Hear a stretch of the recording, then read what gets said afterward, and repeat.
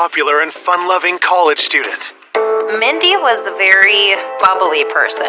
She's always seemed to be happy. She had a light in her eyes, and she accepted everyone. Is found savagely murdered in her apartment. There was a belt wrapped around her neck and appeared to be a broken off knife still stuck in her throat. Police need to determine, was this a sinister obsession? Mindy, I know what happened to you. God picked the beautiful flower. He had called and left numerous messages on her cell phone.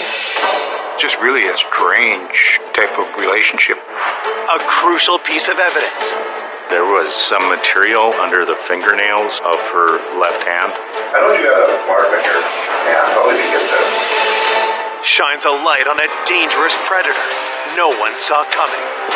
I was very shocked. I think everybody was. He was not the man we thought he was. I don't think I would ever expect that outcome at all.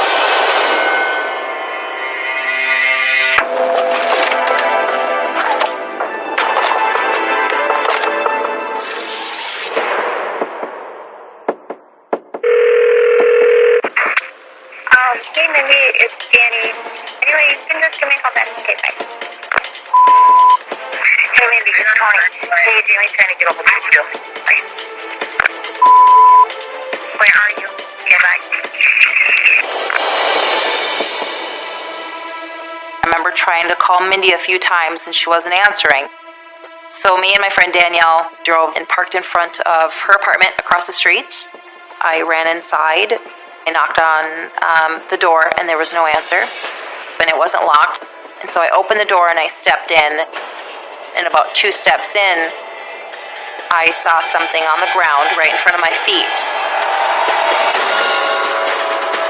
It was Mindy. And then I noticed something around her neck.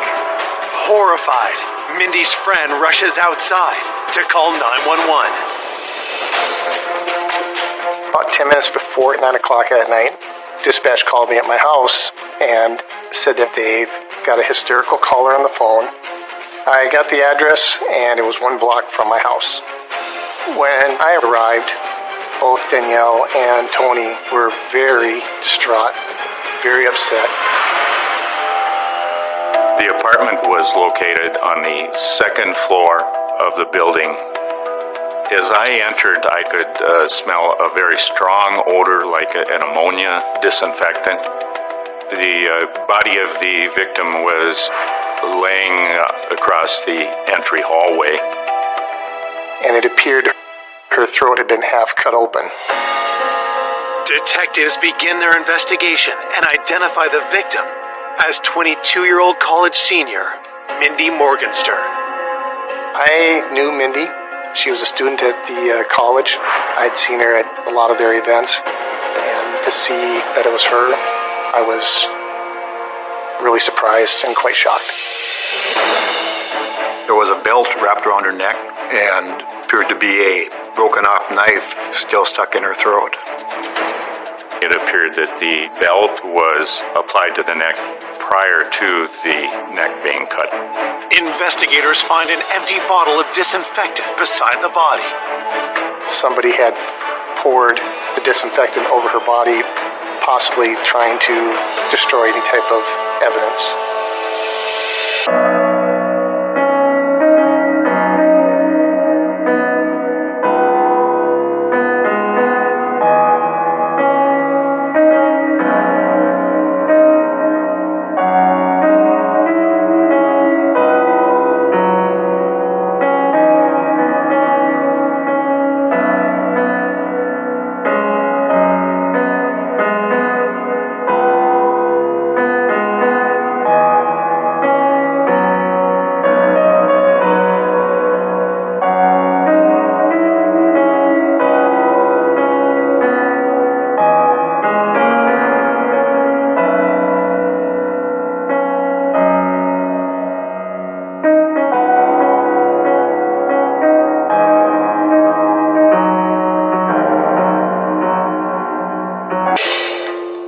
Killer tried to cover their tracks, but investigators find something they missed.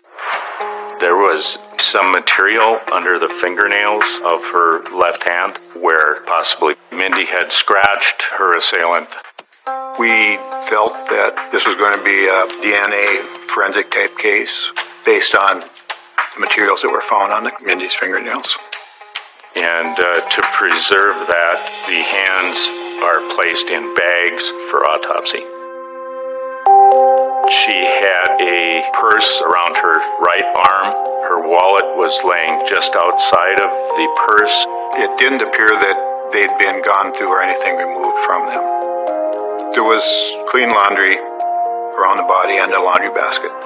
It almost appeared as if she was attacked as she was going in the door with that laundry.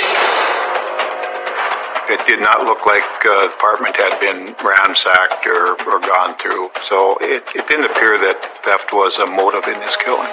There was no sign of any forced entry into the apartment. It told us that the person was either in her apartment or followed her in. Her cell phone was located, and the first missed call on that phone was at 12:47 p.m. on September 13th. That gave us some indication as to what time the attack may have occurred. By 10 p.m., more than 9 hours after the first missed call, detectives have little to go on as they work into the night at the crime scene. When we first left the scene the following morning, we had no clear indication of who may have done this.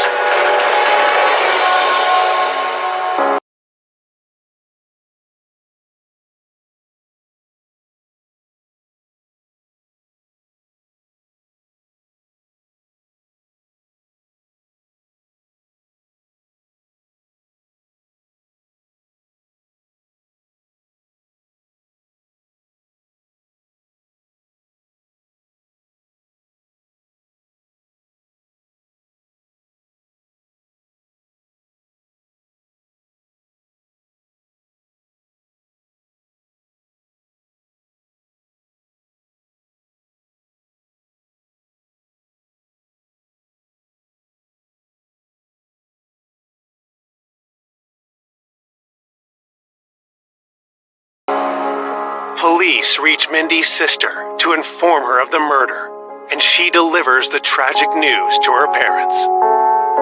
The front doorbell rang. And I said, "Who's there?" And Rebecca, our daughter, she said, "It's me, Dad.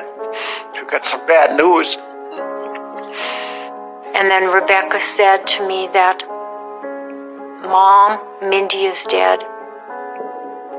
It was just like somebody taking a knife and just sticking it right into your heart. I just wanted to try to just say, no, this isn't real. This didn't happen. I didn't want it to be true. She had such a loving, loving heart, and I loved her very much. Born in Bogota, Colombia on April 29, 1984, Mindy was adopted as a baby by Valley City farmers Larry and Eunice Morgenstern. The first time I saw Mindy, she had the biggest, darkest, most beautiful eyes that I had ever seen.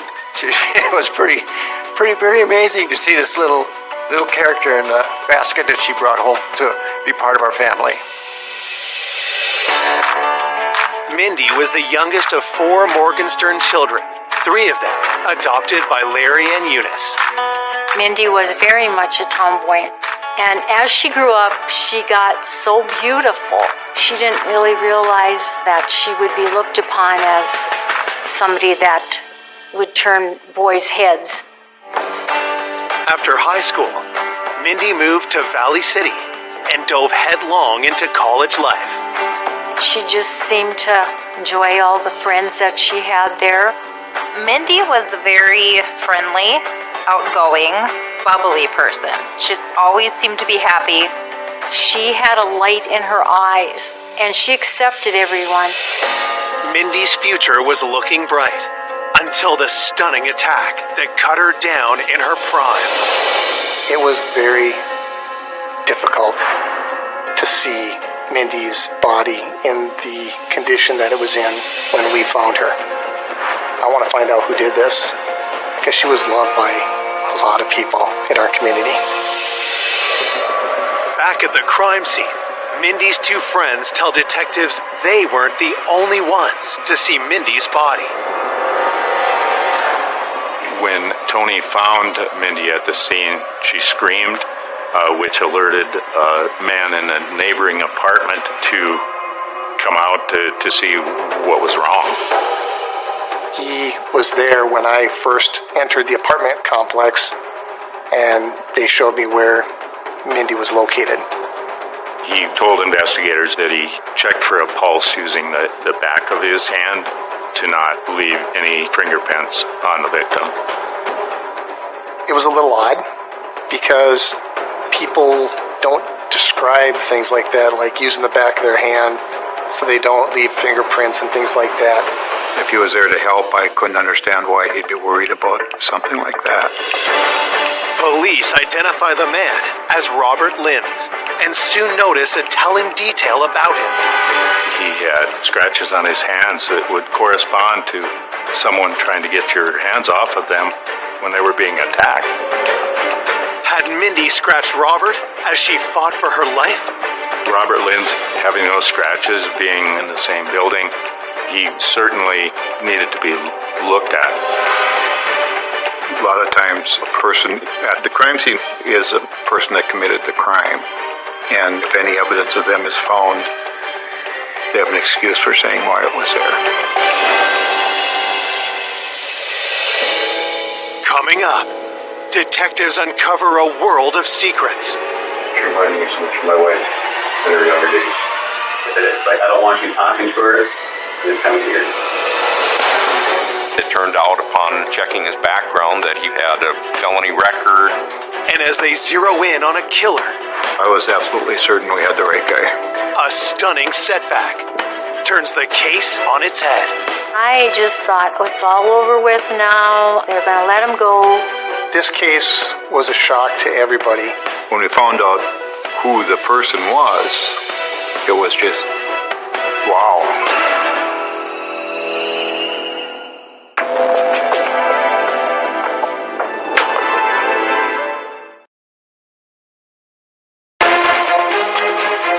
Police investigating the murder of 22-year-old college student Mindy Morgenstern have just identified their first suspect, her neighbor, Robert Linz. When officers met Robert Linz, they noticed some scratches on his hands.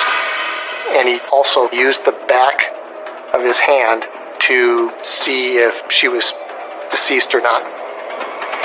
His concern was he didn't want to leave any fingerprints or DNA in the apartment because he had nothing to do with the incident. Suspicions aroused. Police bring Robert Linz into the station for an interview. Could you before? I knew her in passing, see her every day. All he knew about her is that she was a pretty girl and that she lived in the apartment building.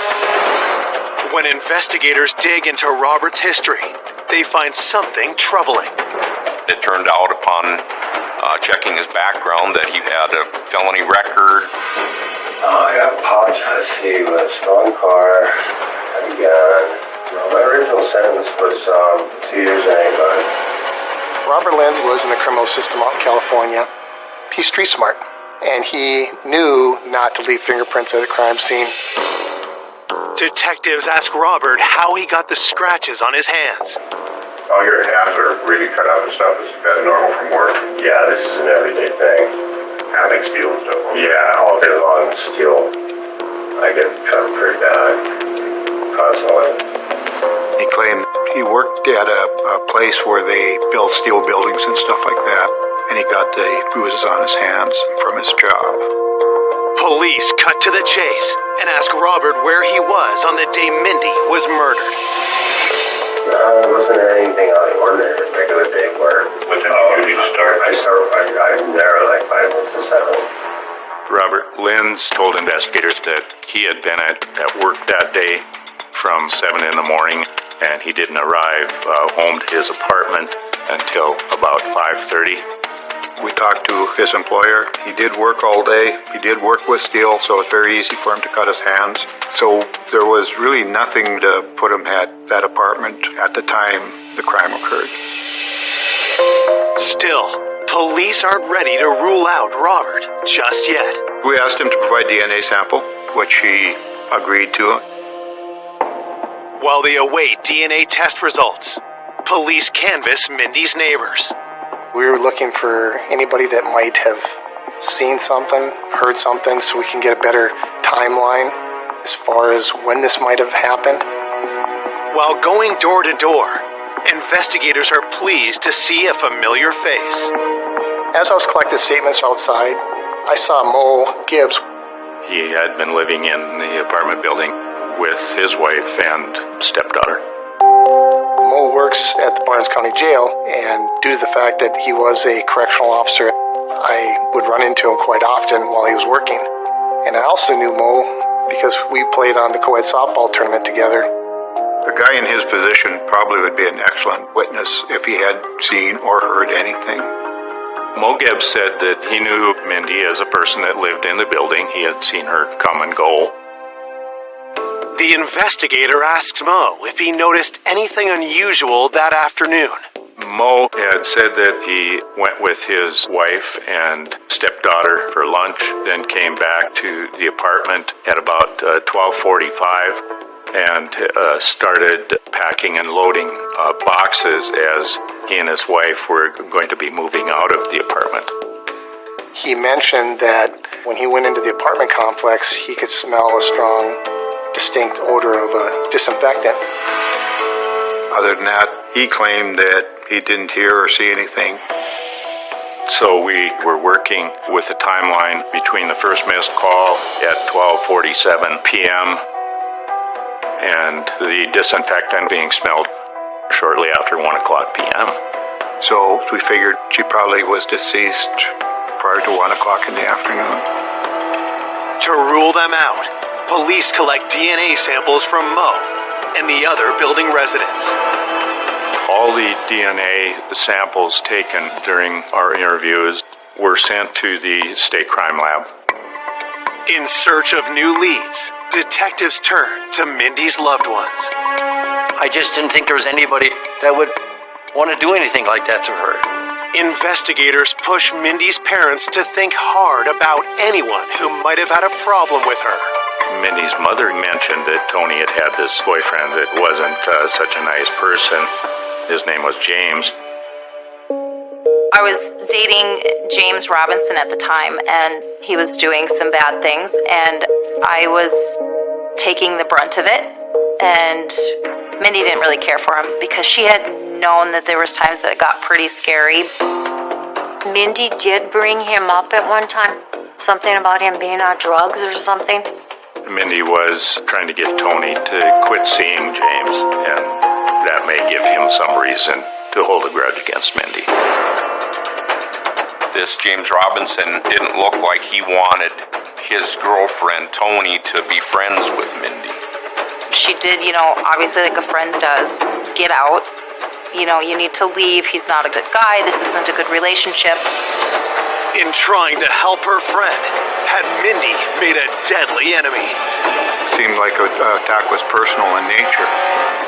It made me think that maybe this guy had something to do with her death.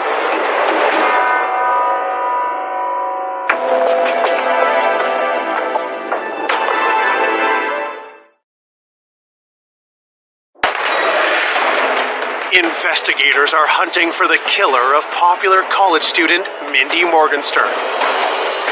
They now suspect James Robinson, who may have held a grudge against Mindy for trying to turn his girlfriend Tony against him.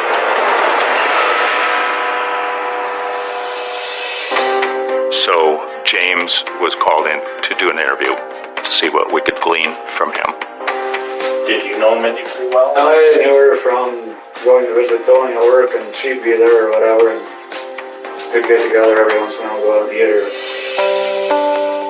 Police ask James if he has a criminal record. James said that he had, in the past, had trouble with illegal drugs. He had been charged, but he was trying to stay out of that lifestyle. As James talks, detectives notice suspicious cuts on his hands. Look at your hand. Looks like you got a... Yeah, it went right through a window. Blood like something here. It looks pretty fresh. Police press James on his whereabouts at the time of the murder. What were you doing during the day? I know I had 4 hours of community service stuff to do. James told investigators that he went to do community service from these previous charges. He then went to a friend's house and went back home sometime 5 o'clock or later. We checked, and it was verified that he had been at those locations that day. Even though James's alibi checks out, investigators collect a DNA sample in order to officially rule him out. As they review evidence from the crime scene, autopsy results arrive. The autopsy of Lindy's body indicated that she had died from asphyxiation and due to the cuts to her neck. There was no indication that Mindy had been sexually assaulted. Still awaiting results on DNA collected from Mindy's fingernails, detectives turn to her coworkers for new leads. Mindy had been working at a restaurant in Valley City as a waitstaff. It was important to interview Mindy's coworkers and see if they knew of anyone unusual in the restaurant that stood out to them. There was a man that lived in a motor home across the street from the restaurant. Mindy told coworkers that he made her feel really uneasy, and he was always in there bothering them. So, hearing that information, we decided to interview him. What's your full name? Ralph Albert Walter. So how long have you been in Valley City?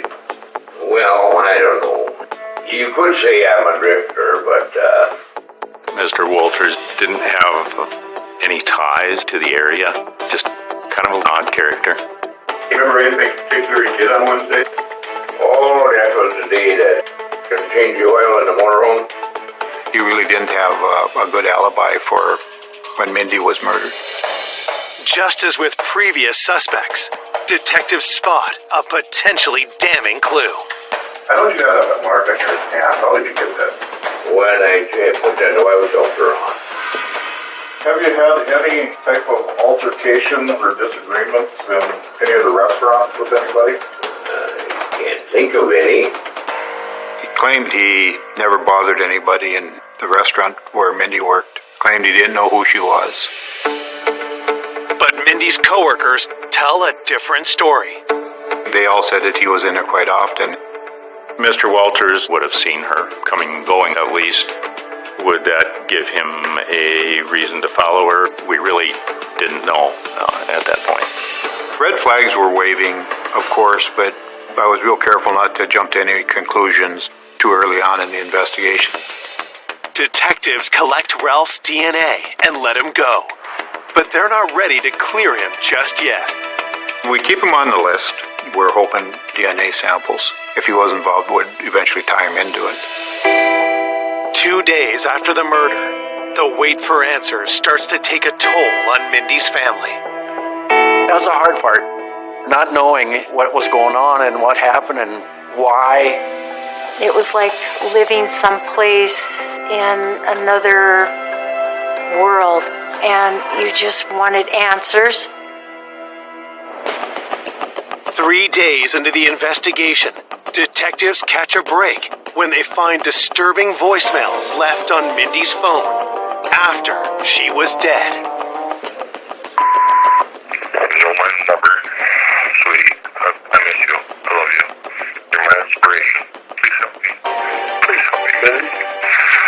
I can't continue without you. Please help me. Some way, help me.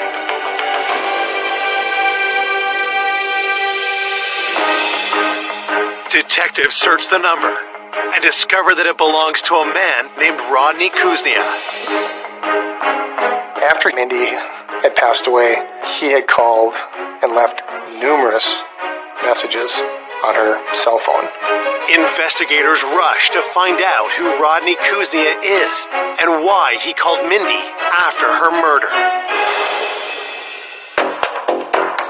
Mindy's friends had told us about a previous boyfriend by the name of Kyle Kuznia. They had been very serious and they had broken up the prior year. Mindy's phone indicated a lot of calls between she and Kyle's father, Rodney. We thought this was really odd because why would an ex-boyfriend's father be so interested in Mindy? There was some indication from Mindy's friends that Mindy had told Rodney to quit calling her.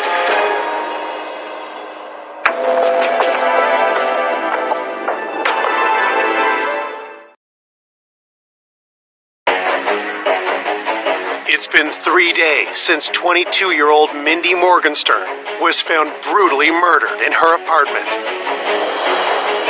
Police have a new suspect, an ex-boyfriend's father who left suspicious voicemails for Mindy after her death.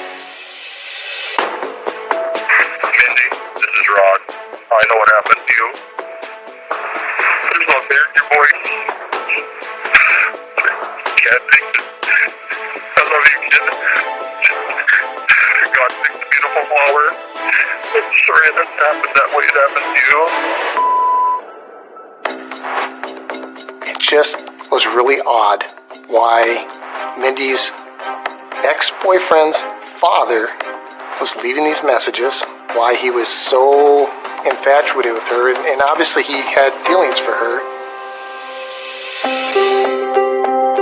Eager to learn more about Mindy's communication with Rodney, detectives start by questioning his son, Kyle. Kyle was Mindy's ex-boyfriend, and Mindy, I think, still had feelings for Kyle. It was found that Kyle had broken off his relationship with her a year before and was planning to get married to someone else, and had really had very little contact with Mindy since that time that they had broken up. I feel a little bad that maybe I could have handled it a little different. Have you had any other contact with her? No, that was the last time I ever talked to her. I know she would kind of leave information kind of through my dad. Him and her would continue to talk. After verifying that Kyle was working out of town on the day of the murder, detectives turn their questions to his father's relationship with Mindy. It's like, I don't want you talking to her. 10, 20 years down the road, you guys are still going to be talking, and it's kind of weird. It is kind of weird. Yeah. It was actually ruining his relationship with his father because Rodney was so involved with Mindy still. I even asked my dad, because I would appreciate it if you guys would stop talking. Rod Kuznia had an almost unhealthy amount of contact with Mindy, and then that continued even after Kyle and Mindy broke up. The calls were very frequent, like multiple times daily, and it really made us wonder, did Mindy want him to quit calling her? Did that make him angry? Detectives bring Rodney Kuznia in for an interview. He was at least in his 50s, and we weren't sure what it was that he wanted out of Mindy. You and Mindy became, you call it, friends. She dated your son. Correct. I don't understand the relationship. Well, you'd have to know Mindy. She was quite the bubbly character. She reminded me so much of my wife in her younger days. Detectives press Rodney about the messages he left after hearing of Mindy's death. I didn't call after I heard the fact and left a message. I know it's really stupid to do that, but I wanted her to pick up and that. What did you tell her? Oh my God, I picked the perfect flower. It was just really a strange type of relationship between a man that was her boyfriend's father and her. Detectives press Rodney on his whereabouts at the time of the murder. Rod Kuznia indicated that He was working on his farm with his two sons from 7 in the morning till early in the evening. We checked and verified that, yes, he had been at work that day. Detectives collect DNA from Rodney, but with nothing concrete against him, they must let him go. We still thought that it was such an odd relationship that we certainly wouldn't close the book on looking at Rodney any further. The pressure to find Mindy's killer only increases as the community becomes gripped by fear. It was super scary because you didn't know who it was. It could have been anybody. You were scared to go out by yourself. You were scared to do anything. It wasn't safe Little Valley City anymore. 6 days after the murder, Mindy's funeral draws hundreds of mourners. We had the funeral at the high school gym because we didn't think that everybody could fit into the church. Well, there was over 500 people at the funeral. The police told us they would have some undercover agents watching because they didn't know for sure if this person was, after her or after us. And you get kind of paranoid of anything like that happening until they finally catch the right person. The day after Mindy's funeral, investigators receive surprising news from the crime lab. The state crime lab called and said that we have a positive match of the DNA. The DNA extracted from under the fingernails of Mindy matched an unsolved brutal sexual assault in Fargo 2 years previously. And when we found out who the person was, it was just kind of silence. Then there was a shock.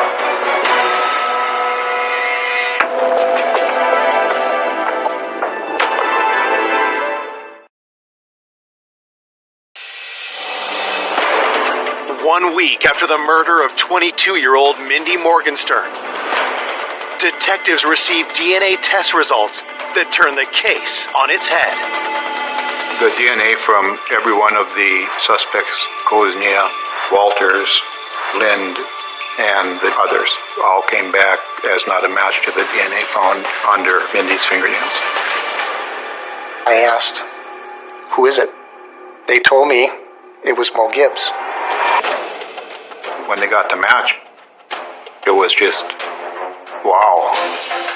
The DNA match of Mo Gibbs was really unexpected for us. I knew him personally.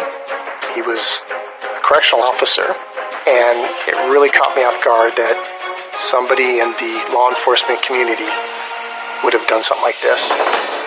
When detectives look deep into Mo's background, they discover a hidden past. Mo Gibbs was not the man we thought he was.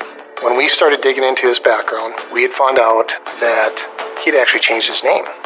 We found out that he was involved in a drive-by shooting, and he had served 5 years in prison. Also, his DNA matched this reported rape in Fargo from 2 years previously.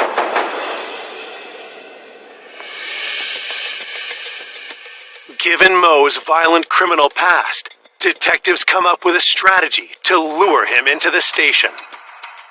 We had called Mo and asked him if he would be willing to come in, just to eliminate him as a suspect.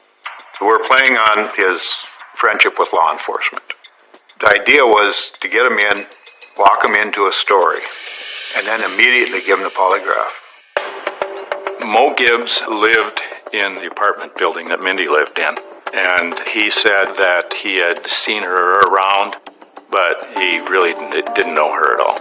Mo said that he had worked at the jail the previous night, had gotten home about 7 in the morning, and then he started packing and loading boxes out of the apartment. Anything unusual that you noticed in the apartment building? Nope. I didn't notice anything out of the ordinary the whole day. I was back and forth. Scratches were observed on Mo's hands, and Mo stated that he got those scratches from moving boxes. The polygraph operator asked him if he'd ever been in Mindy's room or in her apartment. I went to her place one time, and that was probably either a week and a half or 2 weeks ago. He stated that she was trying to carry a laundry basket and some other things all at the same time, and he assisted her in carrying that laundry to her apartment. I'm thinking that he wanted to have an excuse for having evidence in that apartment. With Mo's story in place, the polygraph can begin. Regarding Mindy's death, do you intend to truthfully answer those questions? Yes. Did you injure Mindy and cause her death? No. At the conclusion of the polygraph examination, the examiner felt that there was some indication of deception. There's a little bit of indication there that something is bothering you about this, and I guess I just want to try and get it resolved. I mean, I don't know nothing about it. I mean, as far as anything else, I wasn't there, so it's not bothering me that I know. I mean, because I know I wasn't there. Okay. What do you know about DNA? Nothing. Nothing? How would you feel if I told you that your DNA matches DNA that we found on Mindy's body? I'd be like, that wasn't true, so I know I wasn't there, so. At that point, we didn't think that he was really going to ever admit to anything, at least that day. We're in a bind here. Your DNA is matching what we found on her, under her fingernails. I don't know how my DNA was under her fingernail. When we get DNA back, though, and it says, this is the person that it matches, this person out of so many million, we can't argue with that, Mo. Plus, I'm going to let you in on something else here. The DNA that they match, that they brought up, it also matches the DNA that was found on a girl that was sexually assaulted 2 years ago in Fargo. Okay. He was arrested immediately after that interview and charged with murder. Could you stand up, please, and put your hand behind your back? We have an arrest warrant for the murder of Mindy Morgenstern.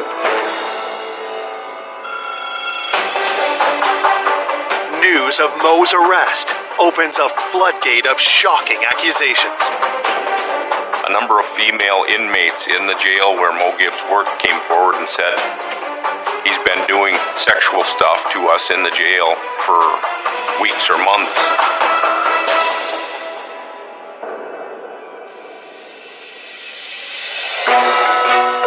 Mo is charged with 6 felonies for the sexual assaults and 1 count of first-degree murder. It was a very, very much a shock when they revealed who was arrested. I was very surprised and very shocked due to the fact I knew him personally, but it was a great feeling to get the person who had done this horrific crime. We went to trial in Minot, North Dakota, provided evidence to the jury there about the DNA under her fingernails, the scratches on his hand. Despite the evidence against him, Mo's lawyers mount a strong defense. Their argument was the DNA found in Mindy's fingernails was probably touch DNA that she got from doorknobs that Mo Gibbs had been touching. I went into the jury deliberations believing strongly that we'd proved our case beyond a reasonable doubt. On July 12, 2007, the jury returns to the courtroom with news that takes everyone by surprise. The jury deliberated for a fair period of time and came back as a hung jury and could not reach a decision. We were so sure he was gonna go down, but they just got him off. You kind of went home and you were thinking, what are we gonna do now?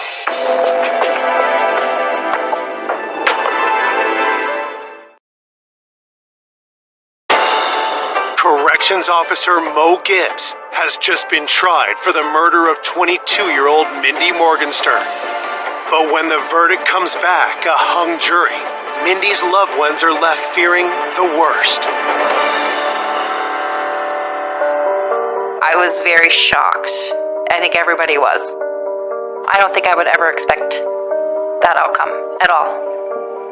When we heard it was a hung jury, I just thought, oh, it's all over with now. They're going to let him go. Was it possible that Mo had not killed Mindy after all? Or was a murderer about to go free? When a hung jury like that happens, it's extremely disappointing and hard to understand for people because it's just a temporary setback.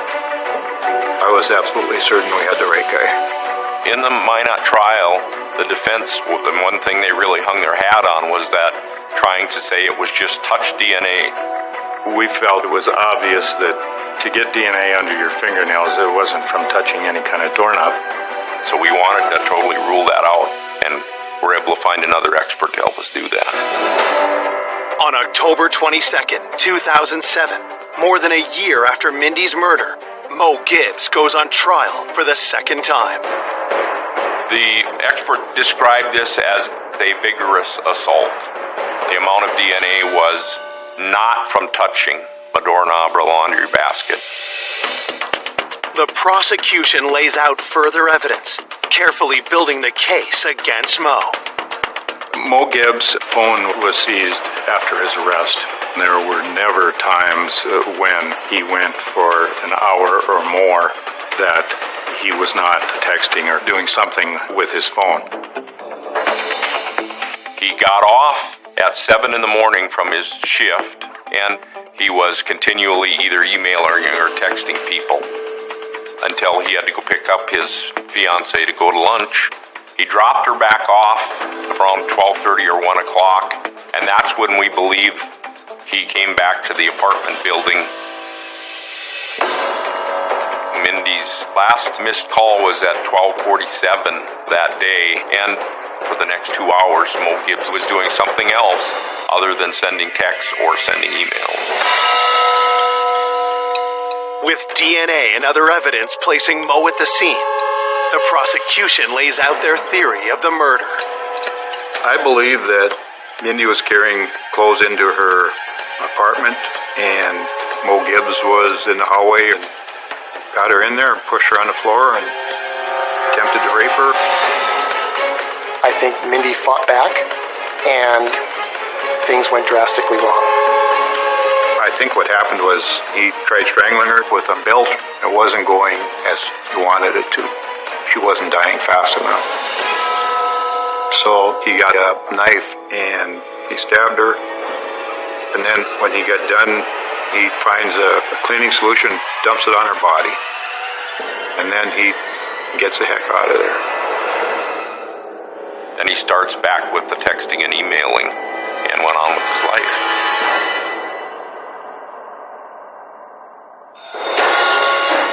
As Mo's second murder trial concludes, prosecutors have one final card to play. There was a cellmate of Mo Gibbs while he was awaiting trial that had told investigators that Mo had admitted to killing Mindy. Gibbs had told them that he'd done it, he'd do it again if he had the opportunity.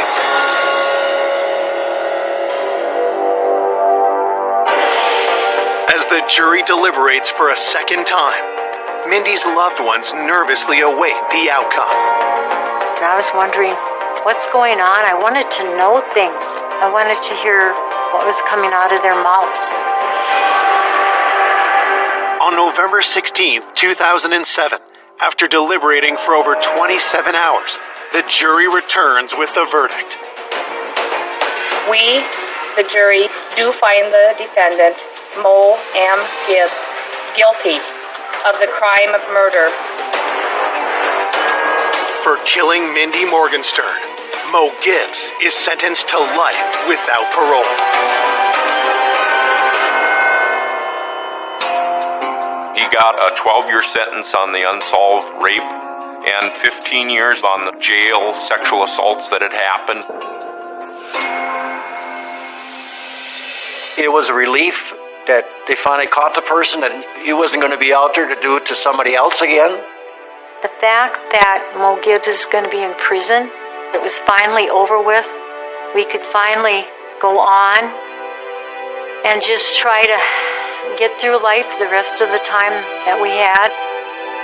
Mo got what he deserved. Because of Mindy's actions and her strength, we were able to get the DNA that we needed, and that DNA helped us solve this case. Though justice is served, nothing can dull the pain of Mindy's loss. Oh, I miss Mindy so much every day.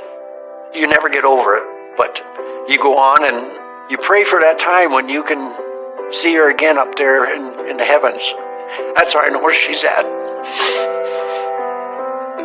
I like to remember her smile. I have a picture of her on my refrigerator, and the light just radiates from her face. And she's so happy. And that's the way I like to remember her.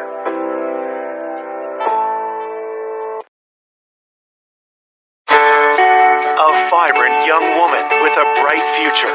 She just was like a magnet. She was very, very pretty, but also very smart. Is the victim of a truly disturbing murder. He'd been struck on the head many times. It's kind of the horror story. The body itself appeared to have been washed. Jewelry had been put on her after the fact. She had been staged for this suspect's desires. Who could have done this? Could it be somebody who likes her, somebody who has a fantasy over her? Detectives hunt for a deranged killer. We noticed bloodied palm print. Police had collected about 100 different print impressions. We could be looking for a serial killer. Just when it looks like justice may never be served. It was extremely frustrating. A stunning discovery points to a murderer in their midst. When we found out who it was like, are you kidding? Nobody could believe it.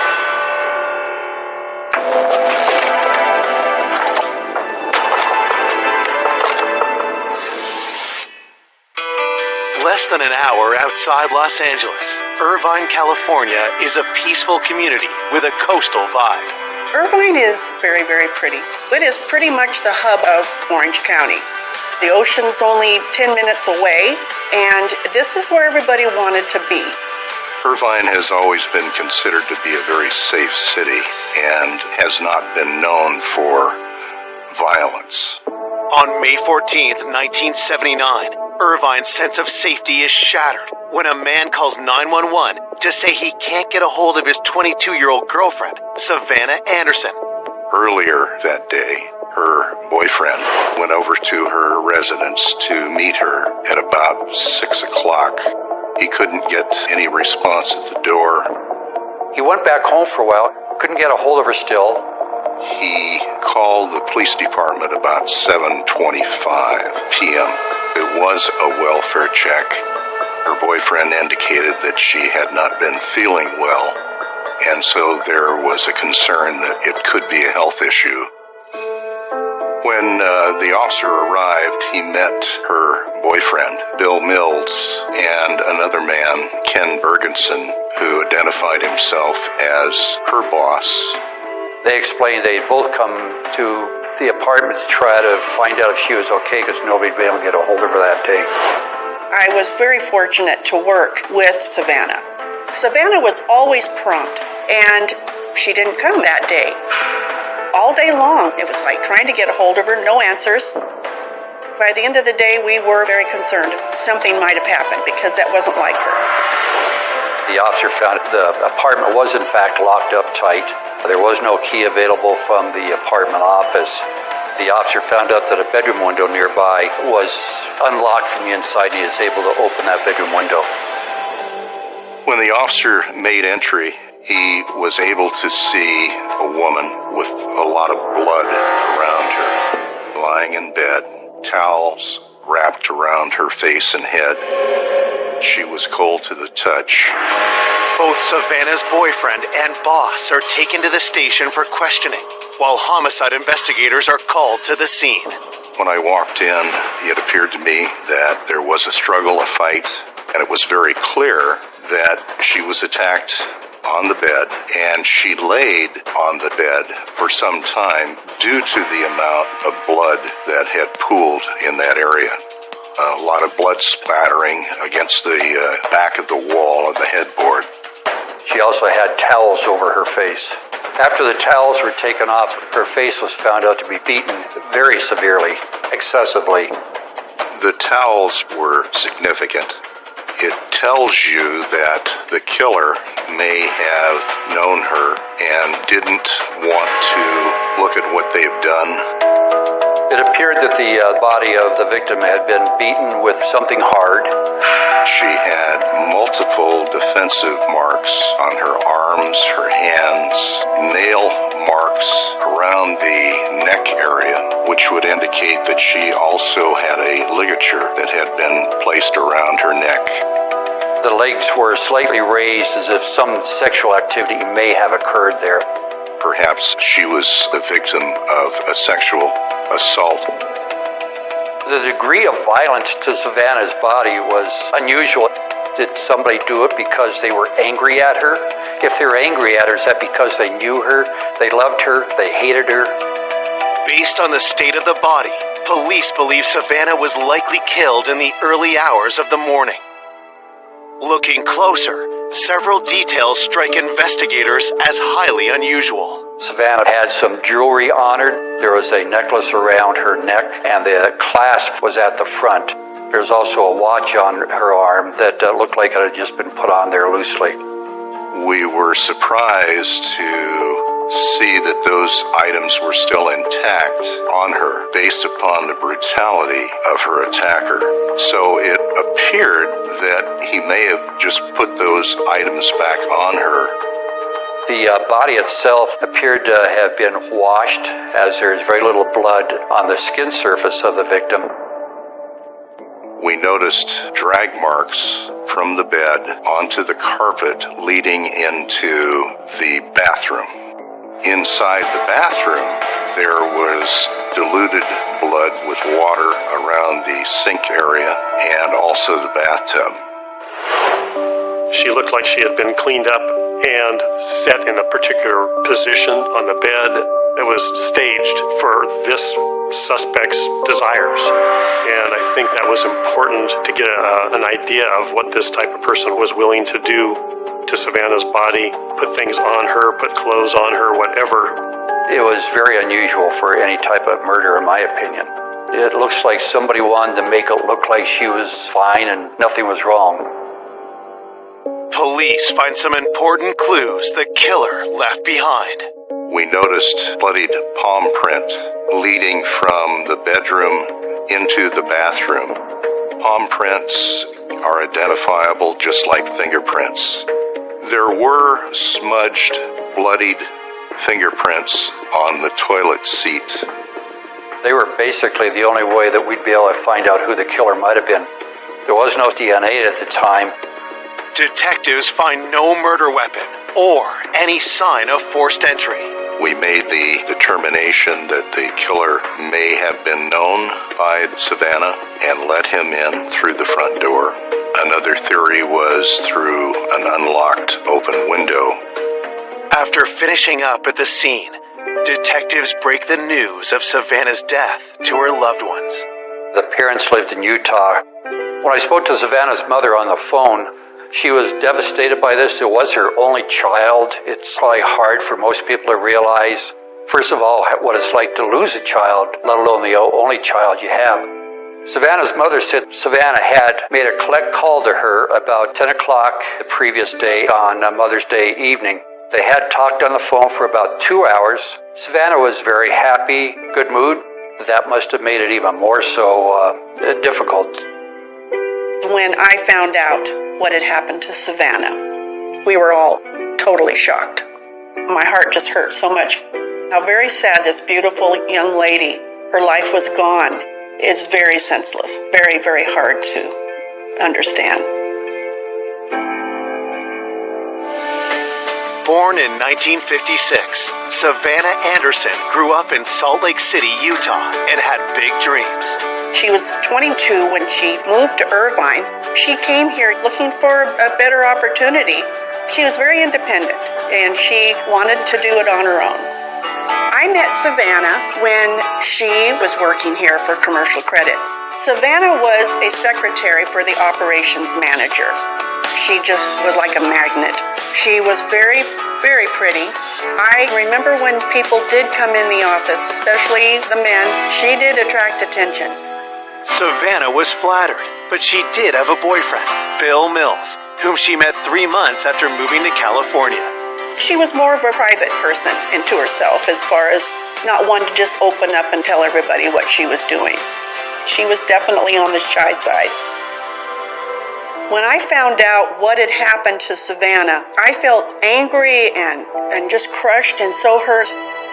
My first thought was just how tragic this was.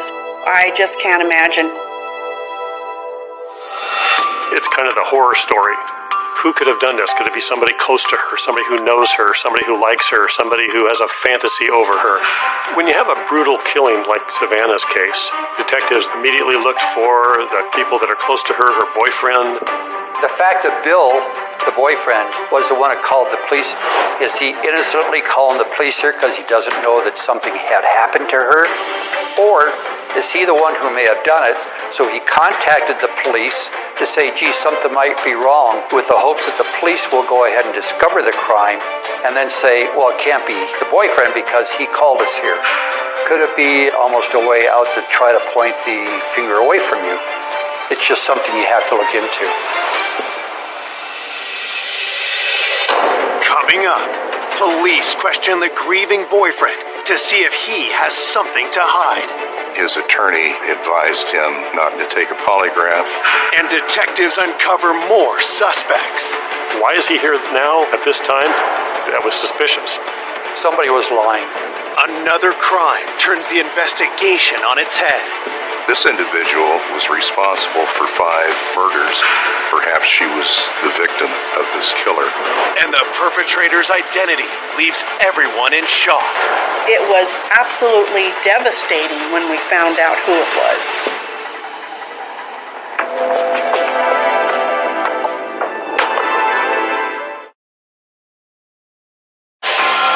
Police investigating the gruesome murder of 22-year-old Savannah Anderson have their first suspect, her boyfriend, Bill Mills. When you have a crime of passion where somebody is murdered, there are definitely times when a boyfriend who just got angry and upset did the crime. The first thing we did was began meeting with Bill Mills so we could understand better about Savannah, his relationship. Bill tells police he and Savannah started dating 6 months ago, and he was in love. They had met each other in another apartment community. They had gotten along well. He was about 9 years older than Savannah. In talking with him, had learned that he had just asked her to marry him. Police are curious if something came up to disrupt the couple's plans for the future. It was a large, violent crime scene. Did he do it because he was angry at her? Bill tells investigators he last saw Savannah a day earlier on May 13th.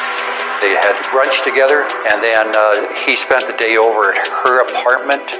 During the interview with Bill Mills, we found out that Savannah and he did have sex that day. So that would be important later on in case there was semen found inside of her. Bill told me on the 13th he left her apartment at about 10 p.m. Once he did leave, what happened to him? Can anybody account for his activity after he apparently left her apartment? He said he went home, he went to bed, and then to work the following day.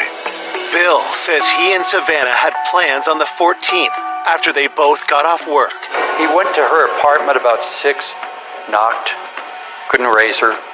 He went back home for a while, then Bill Mills went ahead and contacted the police department. Bill denies having anything to do with Savannah's death.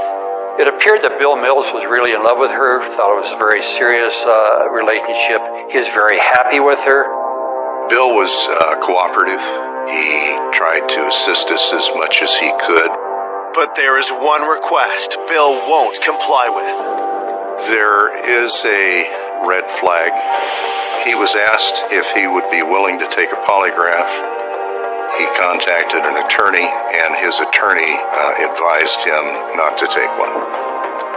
We did ask if we could see his body, his hands, his arms, see if there's any indications of a struggle with anybody. But his body was clean. We asked him if we could go ahead and take his finger and palm prints. He agreed to let us do that. It will be weeks before the results come in. In the meantime, detectives are forced to let Bill go. Next, they move on to another man in Savannah's life. Part of the investigation and process was to meet with her boss, Ken Bergeson, who had been at the crime scene. In speaking with him, he said he had known her in Salt Lake and had offered her a job locally here. Ken Bergeson also said that he kind of considered himself a father figure to her. He helped her move. They had talked many times, been out for drinks, been out for lunch and different things. Could Ken have wanted more than a professional relationship with Savannah? Was anything going on romantically in the present day? I asked Ken where he was the night of May 13th, and he indicated that he was with his wife that whole evening. We did contact the wife to verify that, and there's no reason to believe that he was anywhere but at his home that night. After the interview, we asked Ken to submit his prints so they could be compared against the crime scene. We just let him go home that night after the interview. The police questioned each one of us in the office. I worked for Ken Bergeson at the time. He was just such a nice guy and so concerned about her. She was living by herself, and she was just so beautiful. I just thought, somebody saw her. Somebody was either stalking her or something happened. But I was just so angry that somebody could possibly do something like this. It had to have been somebody I thought who was very sick. There was nothing really that drew anyone's attention to any issues that Savannah had at work, and nothing came of it. Police canvassed the apartment complex the next day, searching for witnesses. We didn't find anyone that said that they'd heard any struggle or screams to corroborate when that attack may have occurred. There were 2 security guards that were assigned to the complex. It was a multi-unit under construction.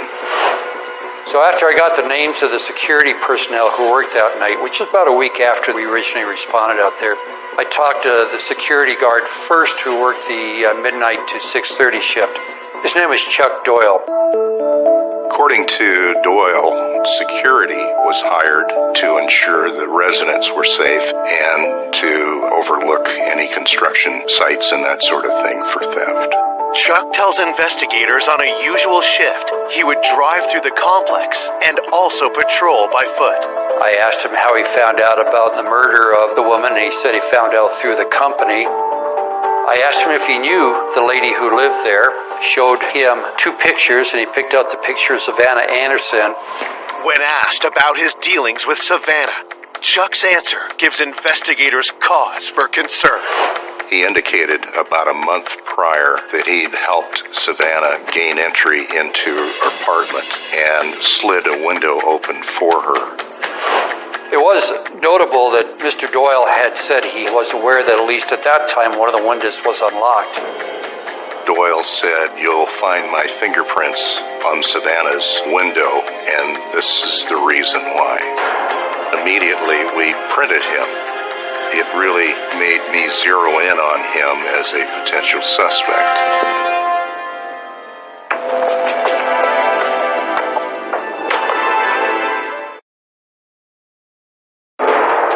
A week after Savannah Anderson was found bludgeoned to death in her bed, security guard Chuck Doyle has drawn suspicion after admitting that his fingerprints are likely on her unlocked window. She had locked herself out of her apartment before, contacted him while he was on the site to see if he could help her get into the apartment. The security did not have any pass keys. He found that a window was unlocked. He was able to slide the window open. He also said that he didn't go inside. It could be for a couple of reasons. Could be perfectly innocent that he didn't go inside. Could also be to say, well, I didn't go inside if he may have somehow be involved in the death. Had Chuck slipped in through the same unlocked window to kill Savannah?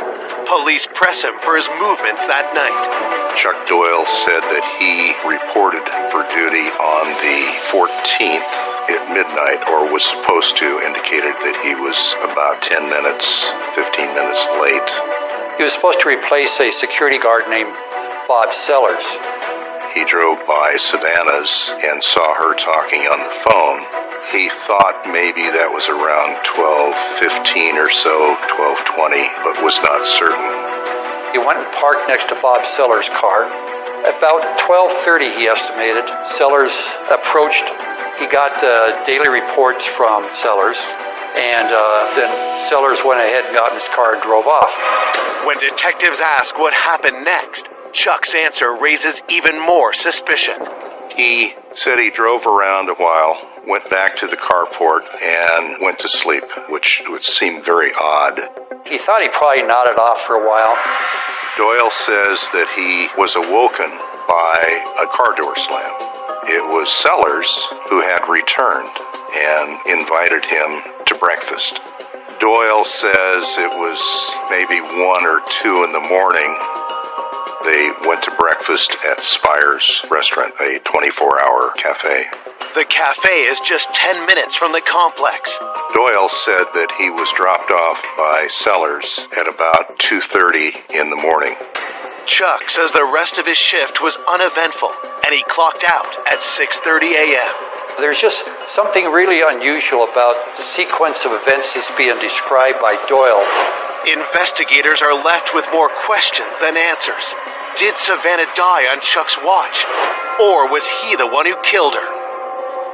Hoping for clarity and to corroborate Chuck's story, they turn to the other security guard, Robert Sellers.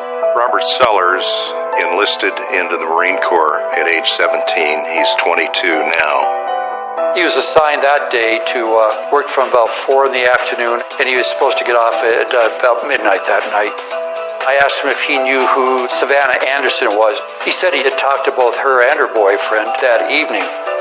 Sellers told me that he thought he saw Savannah around 10 p.m. on the phone. Robert confirms that Chuck was late for work, so he didn't leave the apartment complex until around 12:30 a.m. After leaving Doyle, he then went home, showered. As a U.S. Marine, he was supposed to go to a Marine base. At 6 o'clock in the morning, he decided it wasn't worth trying to go to sleep. So he thought, well, I'll just go out to breakfast with Doyle. So that's when he returned.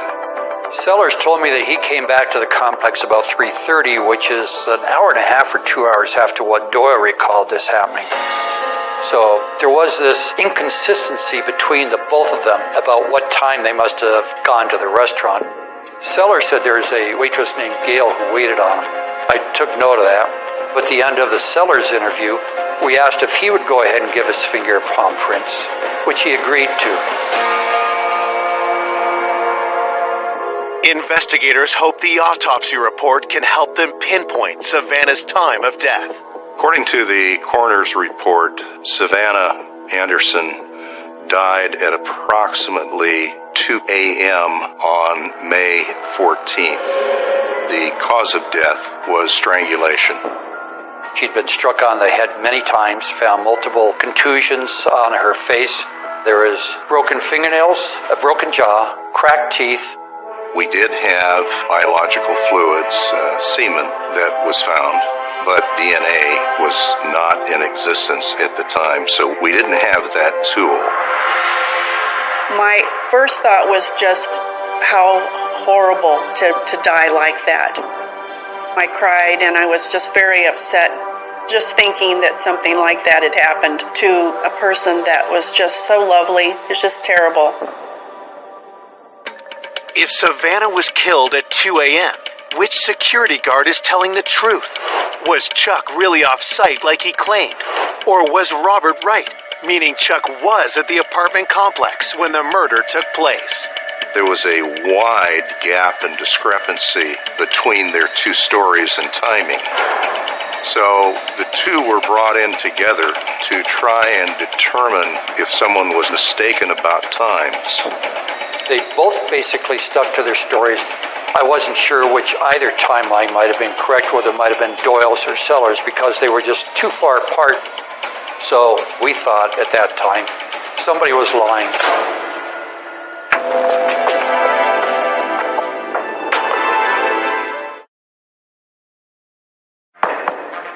Detectives are investigating the disturbing murder of Savannah Anderson. The 2 security guards from her apartment complex are unable to agree where they were at 2 a.m. when Savannah was killed. The timing is very sketchy between what Doyle says and what we learn from Sellers. This is raising a lot of flags to me because why don't they know where they were and what time they were? Going over time discrepancies, Doyle said, well, I slept. I could be mistaken. I'm not sure. So Sellers seemed to be more credible time-wise.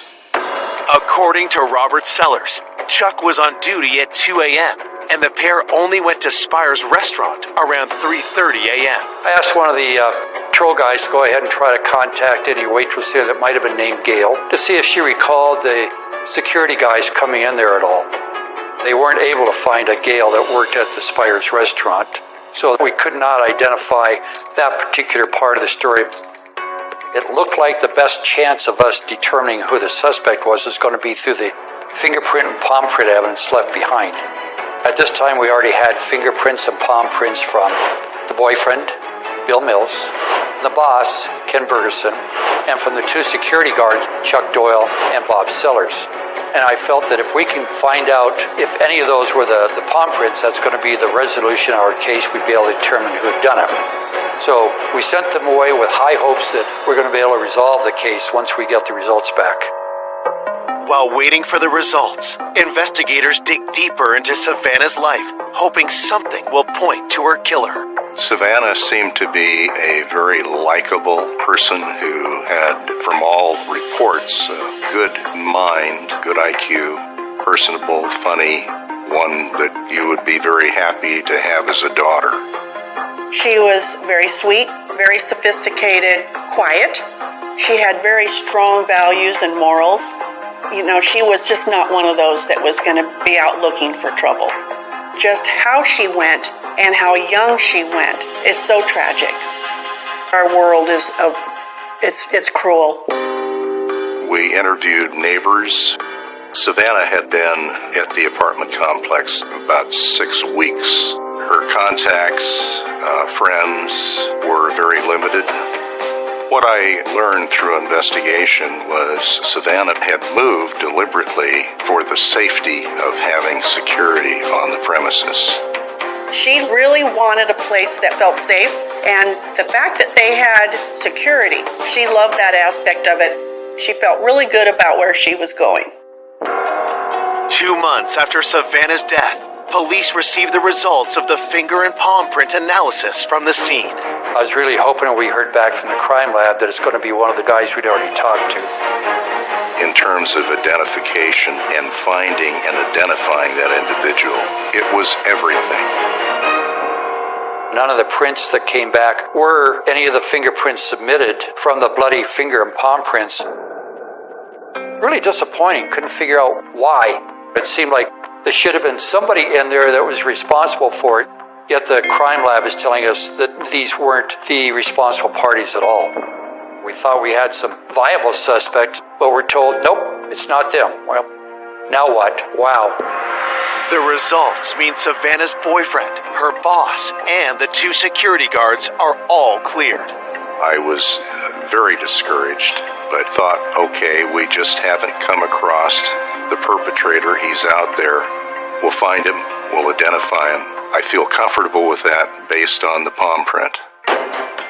Detectives immediately looked for people in the area that maybe had criminal histories. They looked at people that had been arrested after that for similar type of break-in crimes. And if they had any suspicions whatsoever, they would get their palm print and their fingerprints, and they'd compare them to the crime scene prints and then rule them out if they didn't match. 3 months after the crime, police had collected about 100 different print impressions. The palm prints didn't match. It was extremely frustrating to work through this.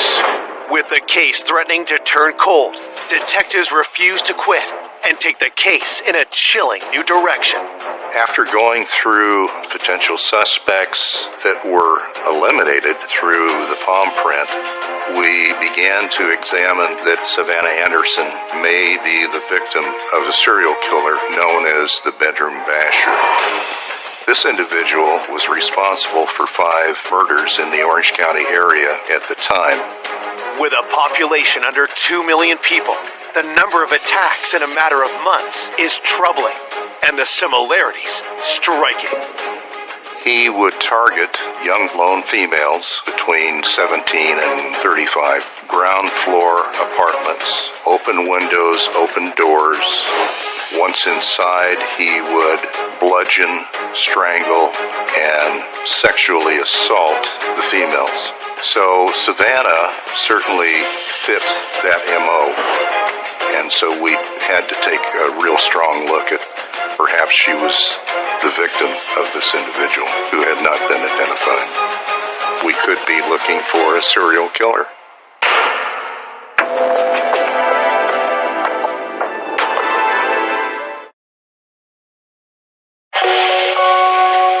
Detectives investigating the brutal murder of Savannah Anderson now believe she may have fallen victim to a serial killer. Bedroom Basher went after females in homes or apartments in the Orange County area, raped them, in at least one case killed somebody by bludgeoning them, which is what happened to Savannah. Based upon the number of bludgeonings in Orange County, which were 5, we felt that there would be another that would take place. 5 months after Savannah's murder, investigators' worst fears are confirmed when the serial killer strikes again. During this time, there was a woman in Orange County that had been attacked, believed by the Bedroom Basher, who survived and was able to give a description to the police. A composite drawing was made. She described the perpetrator as a male, olive skin, pockmarked face, long hair, mustache, dark eyes, in his late 20s, early 30s. A task force was created in Orange County. Flyers were disseminated to the public and to patrol units. It resulted in multiple contacts of people who believed they knew who this individual was. Unfortunately, none of those resulted in the apprehension of the individual. A year after the murder, with no arrests and a killer on the loose, women in the area live in a constant state of terror. The community was definitely impacted by this terrible murder. The news was full of these kind of things, and it did create fear among people. The fact that I was living so close by, it's a little scary. Any female who resided by themselves took extra precautions to ensure that their windows, doors were in fact locked. Every possibility we looked at, we were unable to make any headway in determining what happened to Savannah Anderson. It was extremely frustrating. There was no one else that we were aware of that could provide any insight and or potentially could be a suspect. 3 years after Savannah's murder, her case remains unsolved. After you go through tips, leads, you step back, you re-examine, you say, what did I miss? It's got to be there. What did I miss? I started to believe that they just weren't going to find out. And that's terrible to think that something like that could happen and that this person is out there roaming around still. 2 more years pass until a rookie homicide detective takes a renewed interest in the case. Savannah's case was the first cold case that I ever worked. I was familiar with it because I was in patrol when it happened, and I thought, well, nobody's looked at it for a while. Maybe I should look at it. A friend of mine who knows Larry Montgomery very well calls him the evidence whisperer. I was aware he was looking at the Savannah Anderson case, and at one point he came to me and we compared notes on it. After combing through all the evidence, detectives revisit whether Savannah was a victim of the still unidentified Bedroom Basher. The possibility that she was killed by a serial killer was definitely looked at. I was looking at anything that I could use to direct me to a possible suspect. I'm looking at what was done at the crime scene. What did the suspect do with the body? What was maybe in his mind because of what he did? In comparing Savannah's murder to those committed by the bedroom basher, something just doesn't add up. The one thing that stood out that was not similar was the cleaning up of the victim. When I look at a crime scene like this, it's somebody who has a desire for Savannah. She appeared uninjured other than towels on top of her face. It wasn't the gore that he liked. He had to kill her in order to get her into a position where he could fantasize about having an actual relationship with her. This is a real girl now, as opposed to a dead body. The question in this case is, who did it? All the people we've looked at and that looked good were not matching the prints. There was one point where I started looking at the security guards to see what they were doing, because they were certainly involved in being there at the time. There were very big differences between what Doyle said happened and what Sellers said happened that night. And I thought that was very odd. I thought at the time that I interviewed Doyle that one of the problems was he may have gone to sleep for a while.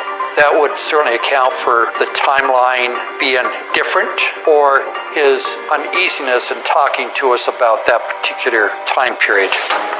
Police quickly locate Chuck and bring him in for another interview. His story about what happened the night of the murder is the same, but a few details stand out. Doyle said that he got to the site probably 10 minutes late. He had not been able to find the person he was supposed to replace yet, Bob Sellers. About 12:30, Doyle saw Sellers come with his shirt in his hand, and I asked Doyle, did you ever ask him why he was late or why he didn't have his uniform shirt on? He said, no, he never asked him that. He just figures he's on his own time, so he could probably wear whatever he wants. That's unusual. That right there's a big red flag. That's not the only thing that raises alarm bells. Doyle said that Sellers had commented about wanting to have a drink with Savannah. He thought she was very attractive. Detectives asked Chuck Doyle if Robert Sellers ever confided anything else to him. Regarding the relationship between Doyle and Sellers, they weren't buddies. They didn't do things together. They weren't really close friends. Following this lead, investigators asked Chuck if it was common for them to go for breakfast during a shift, like they did the night of the murder. They never did that before, so why is Sellers there on a night when he's supposed to leave soon to go to work at a Marine base, saying, hey, you want to go get something to eat? It didn't seem to fit, but I had the paperwork that shows that he had been exonerated. It wasn't his print. But I saw all kinds of things that Sellers did that was suspicious. Why is he here now at this time? It all fits if he came back and did something with the body at that time. It all made sense time-wise.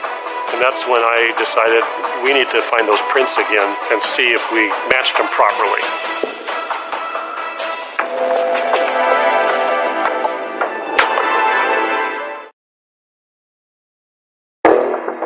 "5 years after Savannah Anderson was found murdered in her apartment, cold case investigators suspect her killer has been hiding in plain sight the entire time.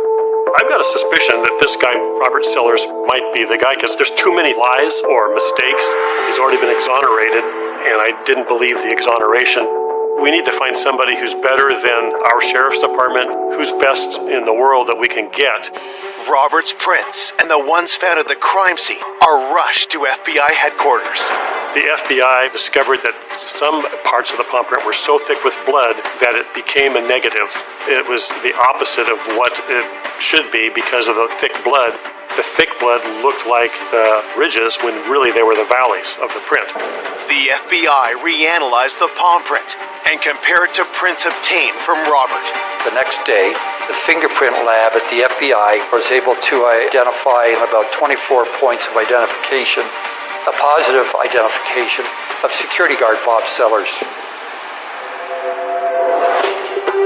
We have to arrest him now.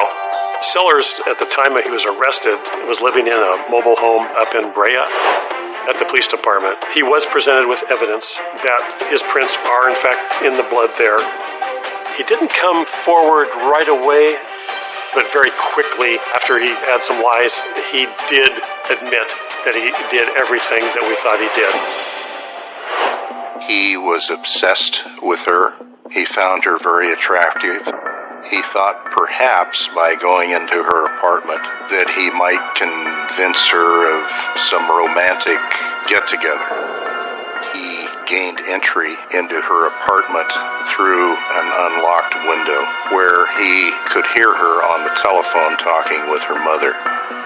He stayed in the bedroom, hid as best possible while she talked in the kitchen living room area.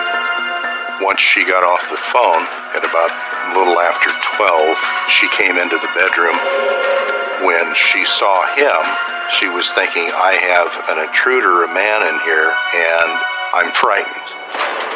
And he became frightened and realized that he had to silence her. He pulled out his baton and began striking her.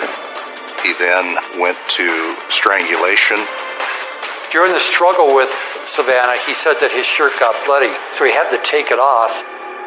So when he went to see Doyle, he had his shirt in his hand so that his replacement would not see the blood on it. And then he goes home, gets cleaned up, sneaks back in, and then goes into Savannah's apartment. Sellers wanted her sexually. He had to kill her to get that. He did talk about he wanted her to be clean, and so that's why he drug her into the shower and washed the blood off of her and took her back into the bedroom and wrapped her head in towels because she was so badly beaten. So then he just had a body that was clean and he could have his fantasy. At 3 o'clock in the morning, he's trying to sneak out, and that's when Doyle sees him, and that's when, at the spur of the moment, he has to all of a sudden pretend like, oh, I'm here to go to breakfast with you, okay? He almost seemed relieved when he finally was able to confess that he actually did kill Savannah. On March 29th, 1984, Robert Sellers is charged with murder, rape, attempted rape, and burglary. I think after 5 years, he thought he probably did get away with it. In that time, he got married, started a family. The anguish that he caused with Savannah Anderson's death, he didn't deserve having that extra 5 years. On November 4th, 1986, Robert Sellers is found guilty of first-degree murder and a special circumstance of rape.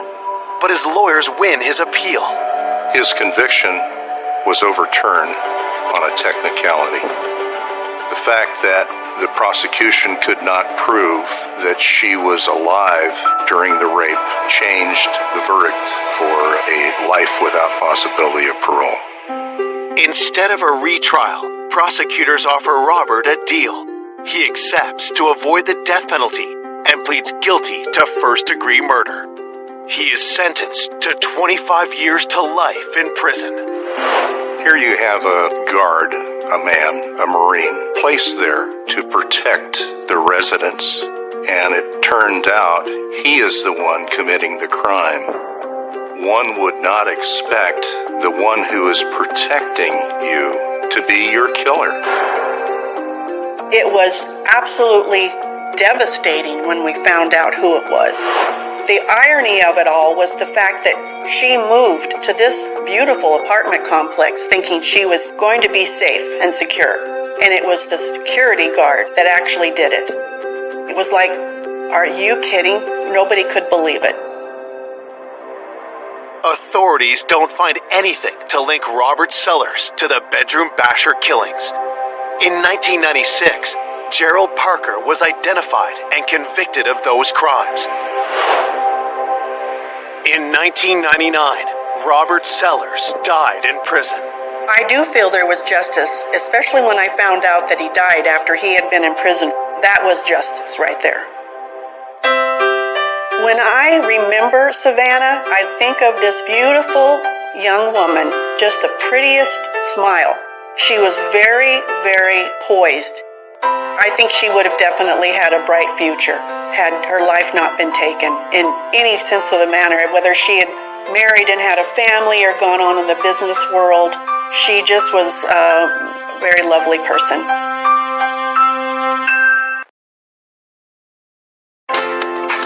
A vibrant and loving young mother. She was just an awesome person. She had a little feisty side to her because of the redhead, but she was always looking out for everybody else. is found savagely murdered inside an office building washroom. There was insulated electrical wire used to strangle her. It appeared there had been a sexual assault. Detectives pursue multiple suspects. There were problems with the marriage. They had had issues. They had been arguing. He was in the building the night she was killed. His prints matched the prints inside the bathroom stall. And hunt down an elusive killer. We talked to the attorney who states that he is probably somewhere in South America. I said, okay, where's he at? Can we get him? That no one could have imagined. I was in shock. I couldn't believe it. It was very unexpected to see him as the actual killer.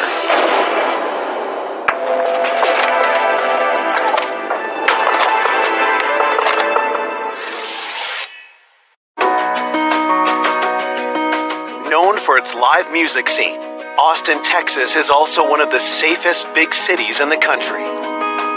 Austin's kind of one of those cool vibe cities, and it's just a very good mix of people. There's a lot of green belts and parks and creeks and trails. It's a really neat place to live. Austin has not had the kind of crime and the volume of crime as other large cities. People do typically feel safe. But in 1983, the town is rocked when a local businessman makes a gruesome discovery. In the early morning hours of September 20th, 1983, the Austin Police Department received a 911 call. One of the tenants of an office complex had come in the morning and discovered things were out of place. There was a cleaning cart out in the hallway, so he went to try to find out if anyone else was still in the building. He did discover a deceased female in the upstairs men's restroom. The 911 caller did not know her name, but he recognized her as the woman who did clean the building. Police are dispatched to the scene. When we located the female victim in the men's restroom, she was positioned inside of the stall. She was undressed. There was insulated electrical wire that had small loops tied on the ends of them. Detectives believed that electrical wire was used to strangle her and be the cause of her death. It appeared, because she had no defensive wounds at all, that the killer came up from behind and surprised her. Everything in the crime scene suggested that this was a violent attack. There was wet toilet paper inside of her nose and her mouth. It stands to reason the killer put that in her mouth and her nose after he strangled her to ensure that she was good and dead.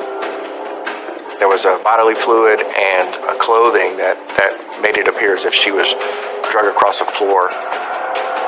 Her clothes were scattered amongst the restroom, and it appeared that there had been a sexual assault. The victim was identified by an ID that was found inside of her purse. She was Lori Stout, a 22-year-old female from Austin. While forensics collect samples, investigators look for other evidence left behind by the killer. A significant fingerprint was located in the men's stall of the restroom. When dragging her in there, the person would almost have to brace themselves on the wall of the inside of the stall. The print inside the bathroom stall matched a print on the second floor fire escape. So the two of those were pretty significant. Had the killer fled through the fire escape after committing the murder? Detectives head down to the parking lot looking for more clues. They found that there was a spool that was used for insulated electrical wiring inside the dumpster. They also found some looser pieces of the same type of wiring that was used to kill the victim. Detectives bag the items for analysis. Back inside, police start piecing together a theory of who could have committed this horrible act. The fact that the victim was killed inside the building in the middle of the night suggested that whoever did this had access or a key to get in it. Detectives canvassed the building and talked to employees, but determined that no one had seen anything suspicious. We were able to talk with two witnesses that saw Lori at about 12:30 a.m. as they locked up and secured the building and left. We know that she was last seen alive around 12:30 in the morning, and the employee at the building discovered her body around 8 a.m. So she died sometime during that time frame. Just as investigators are finishing up, a frantic man arrives at the scene. He identifies himself as Gary Stout and demands to know where his wife Lori is. Gary Stout told detectives he woke up that morning and discovered that his wife was not home yet from work. He got worried and he drove up to the building, which was a short distance away, and discovered her car still in the parking lot, but it was surrounded by numerous police cars. It was at that point that the police spoke with him and broke the news that his wife was found dead. He was obviously traumatized by what had happened. As police take Gary down to the station for questioning, the devastating news soon spreads to the rest of Lori's family. I was in shock. I couldn't believe it. My whole world changed. I no longer had my confidant, no longer had my best friend. It was horrible, horrible. When we found out that Lori had been killed, it was a big impact. It was overwhelming. Born in Arlington, Virginia in 1960, Lori Coffey was a naturally warm and caring soul. Lori was the oldest of Lori, myself, and TJ, but she was kind of the mother hen of us all. She had a little feisty side to her, and I think maybe because of the redhead, but she was always looking out for everybody else. She was just an awesome person. She really, truly was. Lori was the leader of us three musketeers, me, Beverly, and Lori. And she kept us going. After moving to Austin with her mother and siblings, in 1977, Lori met Gary Stout, who worked logistics for the military. It all flourished very fast. She was so giddy about Gary, and they fell in love. All in all, he just seemed like a good guy, so we were all, okay, so this is it. After a whirlwind courtship, Lori and Gary married the following year. 3 years later, Lori became pregnant. She was over the moon. Very, very happy. I mean, that's what she wanted. She wanted to be married, start having a family, and she was on her way. But Lori is soon forced to face the harsh realities of military family life. Gary got orders to go to Belgium. She was very sad. Lori was sad that Gary was gone overseas, and here she was facing having a baby on her own at home. On January 26, 1982, while Gary is away, Lori gives birth to a baby girl. Lori had a really easy labor, and, now we have this little baby, and, of course, she was ecstatic. I think that she very much enjoyed being a mother. I think that she experienced probably the happiest months of her life after I was born. In order to spend more time with his family, Gary left the military and took a job as a maintenance worker in the same building where Lori worked nights as a cleaner. She was very excited that he was coming home. That's all she wanted, just to be a mom and wife, homemaker. With her life finally on track, how did this loving young mother become the victim of a cold-blooded killer? As with any investigation, you have to look at those that are closest to the victim and those that have motive. As an employee of the building, a maintenance worker there, Gary had access. Down at the station, police questioned Gary about his marriage to Lori. When we asked him about any problems in the relationship, he quickly admitted that they had had issues, they had been arguing, and were unhappy. Detectives discovered that Lori actually went and stayed with her sister, Beverly, shortly before the murder happened because of a really big argument that she had with Gary. Things were not going all that well for her and Gary, and she was miserable. This definitely created a concern that there were problems with the marriage. So knowing that he has access and motive, it raises the level of suspicion that he could have been involved in this crime. Coming up, detectives uncover disturbing secrets.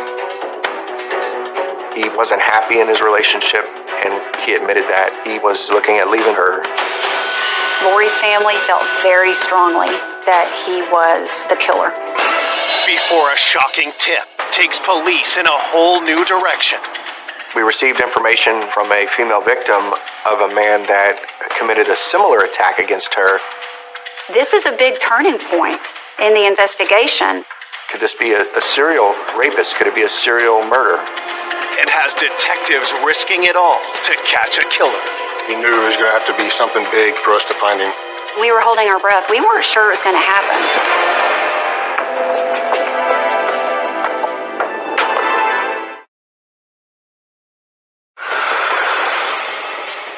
Police investigating the murder of 22-year-old mother Lori Stout are questioning their first suspect, her husband Gary. When Gary was being interviewed, he was very forthcoming about the poor state of his marriage with Lori. So it was a little bit of a red flag. At this point in the investigation, we need additional information about problems that may be in their relationship. Lori and Gary were happy. When they first got married, she was proud to be a wife. That's all she wanted. But things changed when Gary returned from overseas. Lori wanted it to just be like it was before he left, and unfortunately that was not the case. So knowing the family's account of their relationship as well, knowing that it was a volatile relationship, that created concern that he could have been frustrated with Lori and committed this type of act. When detectives press Gary for details about why his marriage was falling apart, he makes an alarming confession. He admitted that he had actually had an affair and was looking at leaving Lori. Gary tells detectives that he met a woman while overseas and that she had since come to visit him in Austin. At this point, the detectives are wondering, does Gary want Lori out of the picture given the very bad state of their marriage and the fact that he wants to be with this woman he's having an affair with? Gary explains that he ultimately chose to stay with Lori, but detectives become even more suspicious after they ask him for an alibi. He stated that the night before, he and Lori had an argument, so she went and slept on the couch. At one point, she finally just got up in the early morning hours, went to work. Gary did not have an alibi that we could confirm. He was at home with the young child, asleep. He could have left his house, gone up to the building, and come back. That would not be something we could verify. So the marital difficulties, and now we've got a big fight, and Gary having access to the building. He's somebody that they're looking at pretty hard. Detectives ask Gary to provide samples of his blood and fingerprints to be compared with evidence found at the crime scene. He was cooperative with us. He provided samples that were requested. Looking further into Gary's movements leading up to the murder, investigators reach out to his boss at the office building. The manager of the building informed the detectives that Gary had fixed a water heater the day before Lori was killed. And he used the same type of electrical wiring that was used to kill Lori. This was another extremely big flag in the case. All these things together really raised the suspicion that this is the guy. As police wait for forensic testing results, Lori's autopsy report comes in. Lori's cause of death was in fact strangulation, and that seemed to match the ligature found at the scene. What was determined is that a sexual assault had taken place. They were able to get a sample of semen. However, this is 1983, so there was no DNA testing available. In order to do any comparison, we used blood type antigens. This kind of evidence is helpful in narrowing down the field of suspects. When we found out how Lori was actually killed, it was disturbing. First thought to my mind, one sick individual. One very sick individual that did it. Pure evil. Absolute pure evil. Detectives eagerly receive the results of Gary's fingerprints and blood tests, but they are far from conclusive. Gary's fingerprints did not match the one inside the stall, but did match prints in the building. But he has access to the building and he is working there. His blood type, it matches the type found in the semen. But of course, Gary is married to Lori, so it's another piece of evidence that can go both ways. Ultimately, we couldn't use fingerprints or any blood work to exclude him. Running out of options, detectives try one last method to get to the truth. Gary Stout was provided an opportunity to take a polygraph. During that interview, he was asked if he was responsible for the murder of Lori, and he advised he wasn't. The results of that polygraph indicated that he was being truthful and there was no deception. Detectives were surprised that Gary passed the polygraph. Now, detectives have motive, they have access, but no evidence conclusively to show that Gary is in fact the killer. With nothing to hold him on, Gary is free to go. At this point, Gary is not ruled out as a suspect, but he takes a little bit more of a backseat. Looking for new leads, investigators turn their focus back to the numerous employees who work at the building where Lori was killed. What's difficult, particularly about a public space like this, is so many people have access. We talked to everybody that was a tenant in that building and started working our way through that process. Many of those folks were excluded based on fingerprints, evidence, everything else that could really put them to the side. But police learned that the building's tenants weren't the only ones who had access that night. We discovered that registration was being conducted from the University of Texas' satellite location at this office complex. And they stayed late after hours so that folks could come after work, sign up late into the evening. So this was definitely something of interest for us. Detectives were able to get the names of the male students who had gone in that night, and they had them come down to the police department, and they got fingerprints of these individuals. Police processed the fingerprints of over a dozen students and receive an alarming result.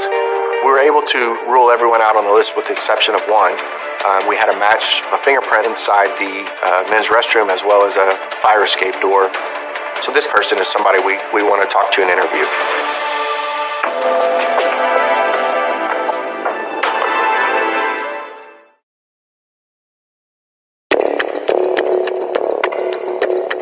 Detectives investigating the brutal murder of Lori Stout have just matched a set of crime scene fingerprints with someone who was in the building that night. The University of Texas was having a sign-up registration at the satellite campus, which allowed people to come after hours in the evenings after work in order to get signed up for classes. So we start going through the list of registrants. Detectives were able to determine that there was one student whose prints matched the prints inside the bathroom stall where Lori was found, and also on the fire escape door on that second floor. That individual was identified as Robert Van Weese, and he was 18 years old. Investigators interview Robert about his movements on the night Lori was killed. He told us that he had been there for registration, and on his way out, he used the men's restroom upstairs. Once he was done in the restroom, he exited the fire escape because it was closer to where his vehicle was parked, which would explain why his fingerprints were found in the men's stall and the fire escape door.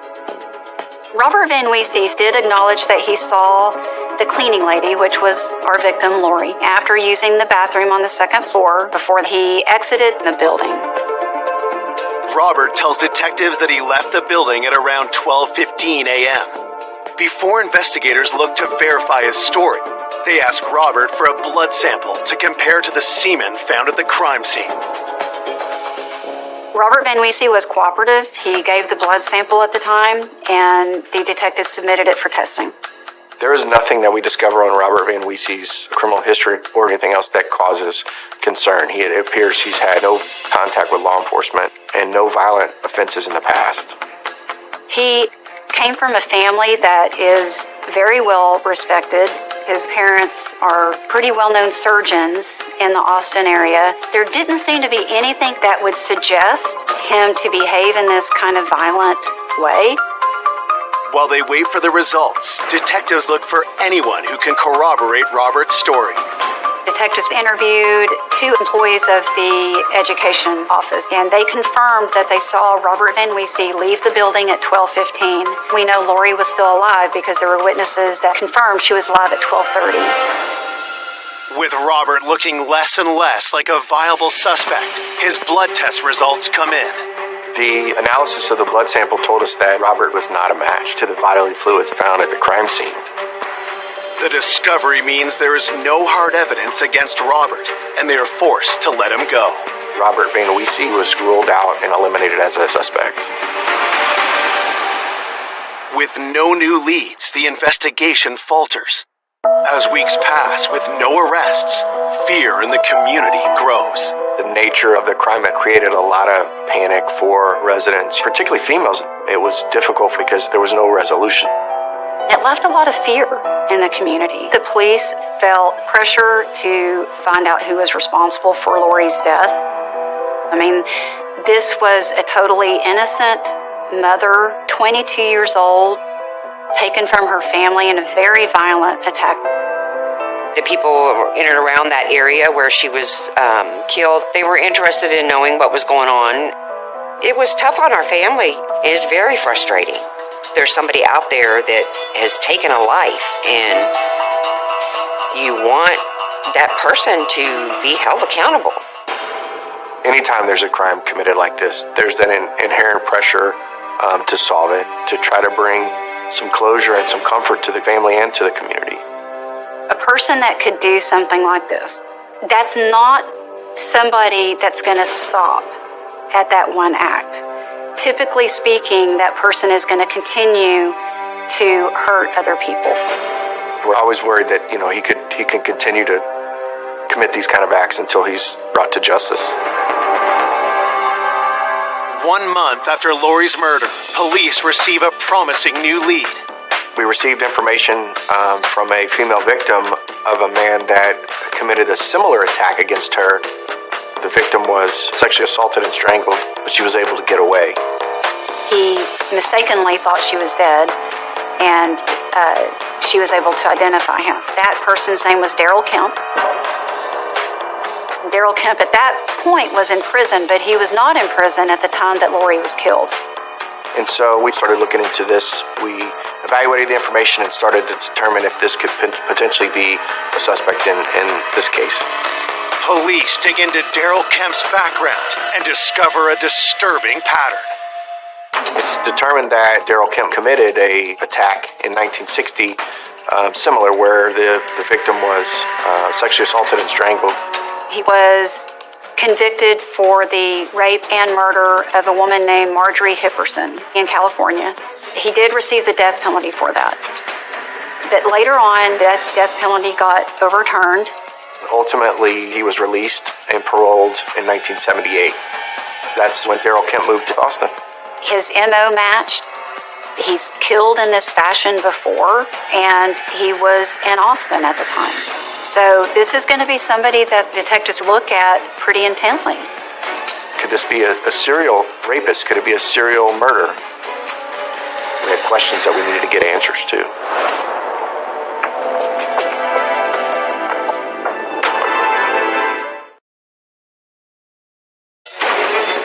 1 month after young mother Lori Stout was found raped and murdered in a bathroom stall, police are investigating a tip that she was the victim of convicted serial killer Daryl Kemp.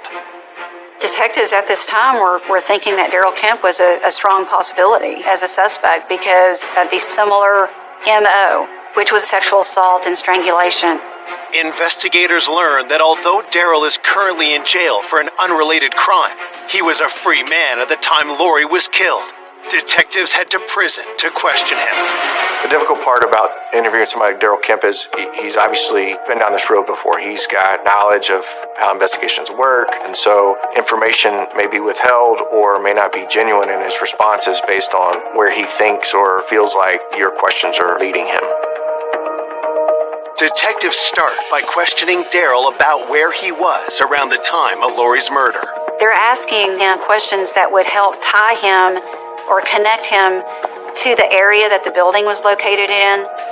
They asked if he knew where this building was, where he lived, basically to try to put him in a geographical area, figure out where he frequented.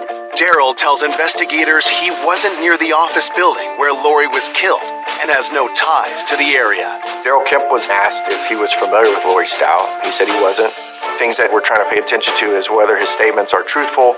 Does his body language support his statement? Does it appear he's being deceptive? And is he forthcoming with his answers? Not trusting the word of a convicted killer, detectives shift gears.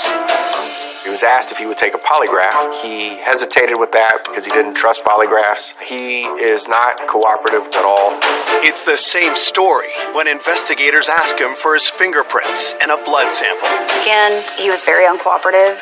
Based on all the evidence collected, we had enough information to obtain a warrant. Police collect Daryl's samples and eagerly wait for the results. When the results of the analysis were returned, it was determined that he was not the suspect in this murder. It's very difficult and frustrating because we're at a stalling point again. With no other leads, the case once again hits a wall. As the months turn into years, Lori's loved ones struggle with the lack of closure. Why are we not getting any answers? Give us something. I myself have been lost without her. Every time October 1st rolls around, first thing I think is, it's Lori's birthday. Anytime when September comes around, when she was taken from us, it's not good. The suspicion that Lori's husband Gary was the killer continues to linger and causes a deep divide.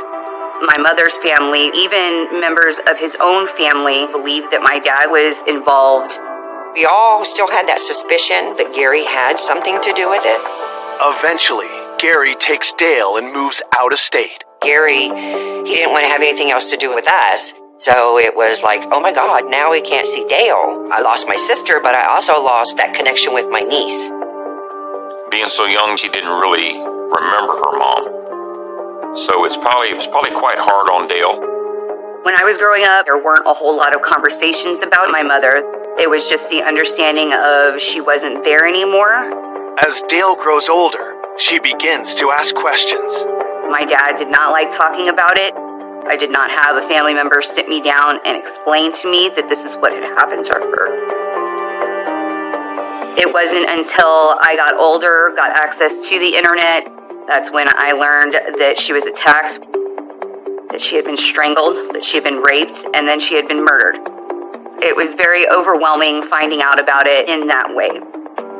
Lori's family continues to push for her killer to be brought to justice.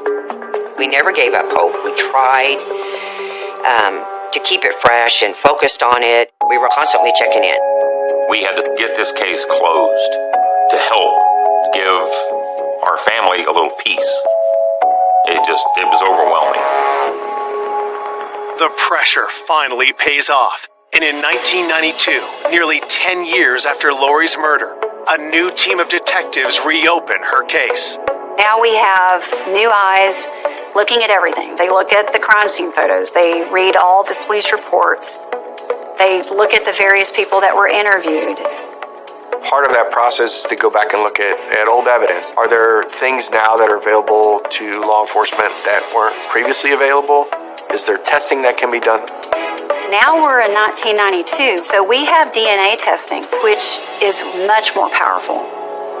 With that in mind, investigators revisit their prime suspect, Lori's husband, Gary Stout. So Gary was contacted again and provided a DNA sample, which was compared to that obtained at the crime scene. Police are hopeful that they'll finally have the evidence they need to make an arrest. But when the results come back, they are shocked at what they reveal. It was determined that Gary was not a match. So officially, he could be ruled out as a suspect and remove the cloud of doubt that had been hanging over his head for some period of time. I do believe that my father felt relief, but it was very difficult for him to talk about. With Gary cleared, cold case detectives go back over the old files, line by line. With any review of a case, you look at who's been interviewed, who's been eliminated, and what was discovered is that one of the reports that was provided as far as the blood typing seemed to have an error. The documentation that was used to finalize the forensic report that excluded a suspect actually showed that there was a clerical error in that lab report. And that particular suspect should have been included as a suspect, not excluded. This is a big turning point in the investigation.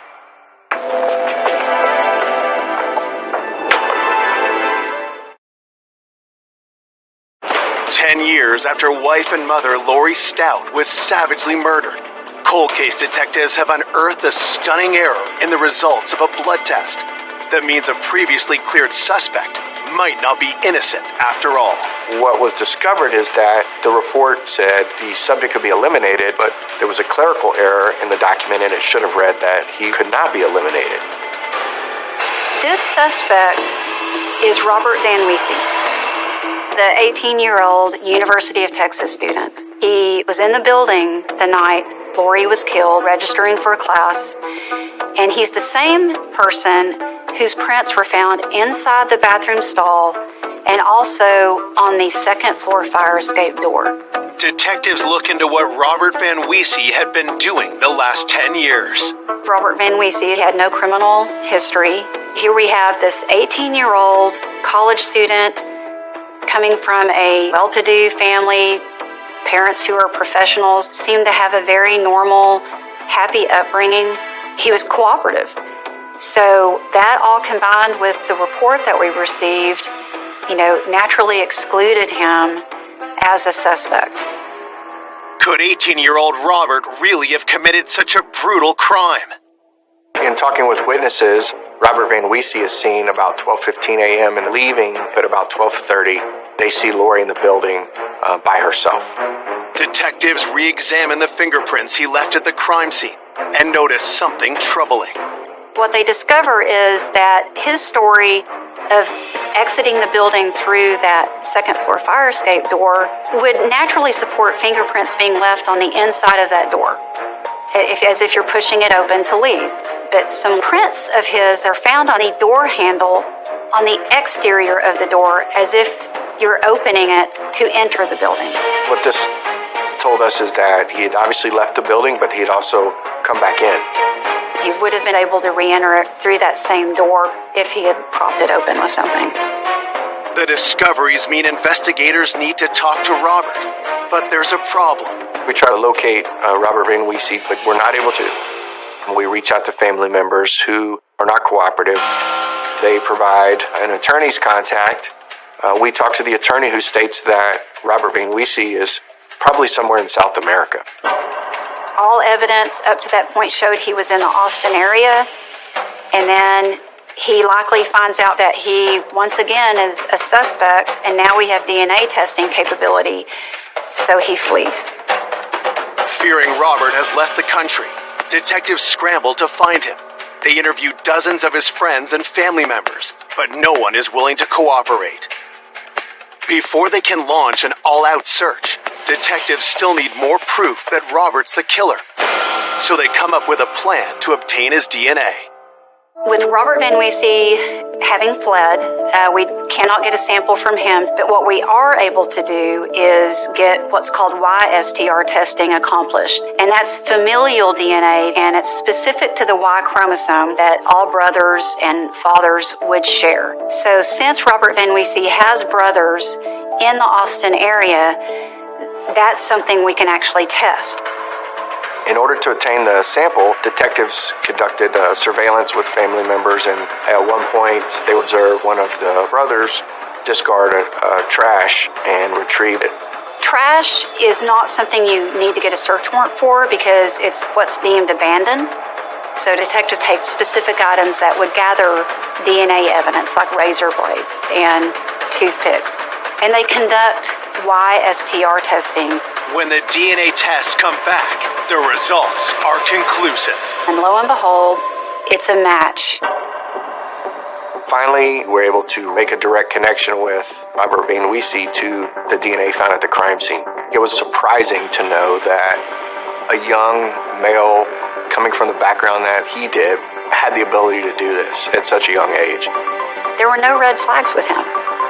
And so it was very unexpected to see him as the actual killer. We finally had a name. I just totally broke down. And so you're trying to wrap your head around how can an 18-year-old do something like this? It was shocking because I was 18 myself at the time. I would have never have had that cross my mind. I said, okay, where's he at? Can we get him? And then that's when we learned that he was gone. Robert Van Wiese is charged with murder and unlawful flight to avoid prosecution, and a warrant is issued for his arrest. Investigators team up with the FBI and launch an international manhunt. The Van Wiese family owned a lot of properties throughout Mexico. We conducted telephone toll analysis. We looked at financial records. We monitored travel of Van Wiese's family. We did a tremendous amount of ground surveillance on locations where we thought he might be.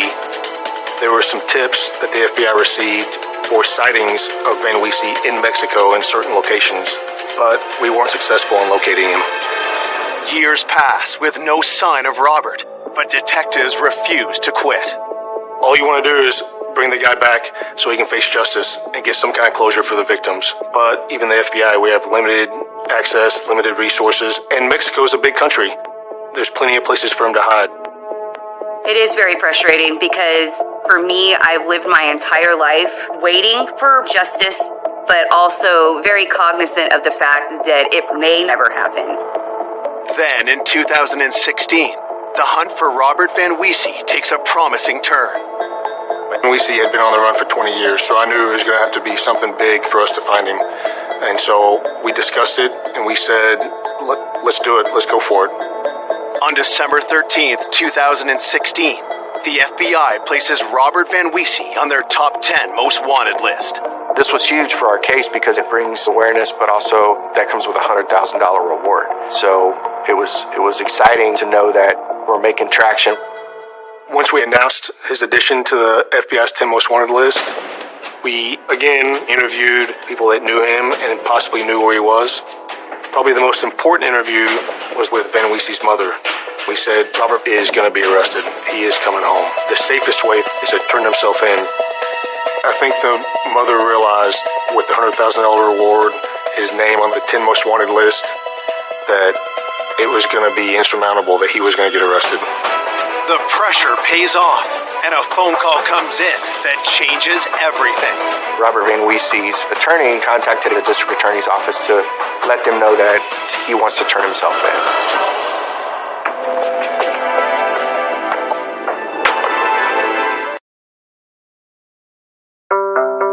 33 years after the murder of Lori Stout, her elusive killer, Robert Van Wiese, is ready to return to the U.S. to face justice. Robert Van Wiese's lawyer contacted the district attorney's office and started to inquire about possible surrender with a plea bargain agreement. Typically speaking, when someone is a fugitive, we do not negotiate. The circumstances in this situation are quite unique. Mexico will not agree to extradite to Texas if the death penalty is on the table. So we will not get him in our hands if he's arrested in Mexico unless we agree to not have death penalty on the table. Wanting a swift resolution, the district attorney negotiates a deal.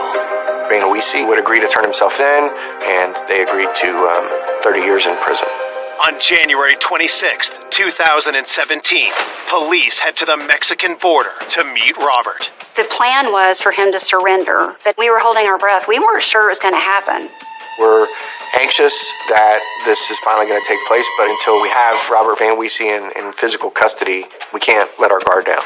The arrangement was that he would meet us at the halfway point on the pedestrian bridge. There's a line in the middle. On one side says Mexico, on the other side says United States. He was to meet us there at 1 o'clock. He didn't show up.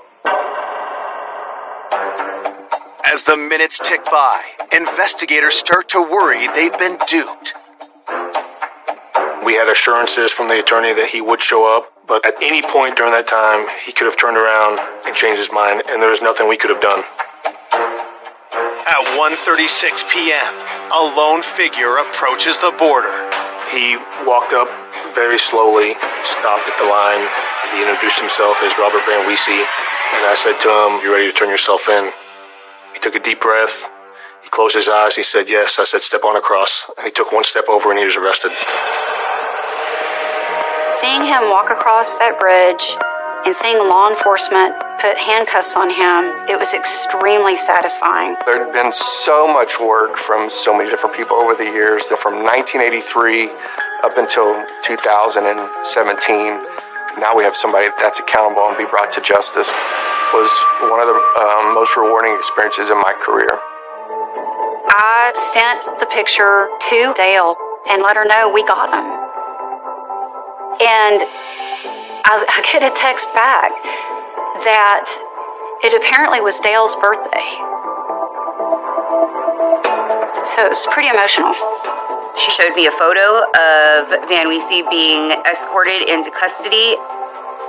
It's kind of hard to believe that after all of these years that it would be that day of all days that he would turn himself in. It was, and it still is surreal that it finally did happen. I mean, it just emotions everywhere. I just can't, it's finally over. It's finally over. Finally over. The plea deal means Robert does not have to speak to investigators, leaving them to piece together how they believe the murder unfolded. He showed up that night to register for classes. He sees Lori as she's cleaning. It's possible that Robert Van Weese and Lori Stout had an interaction as he passed her. Maybe she spoke to him. He goes to the bathroom, develops his plan on coming back in.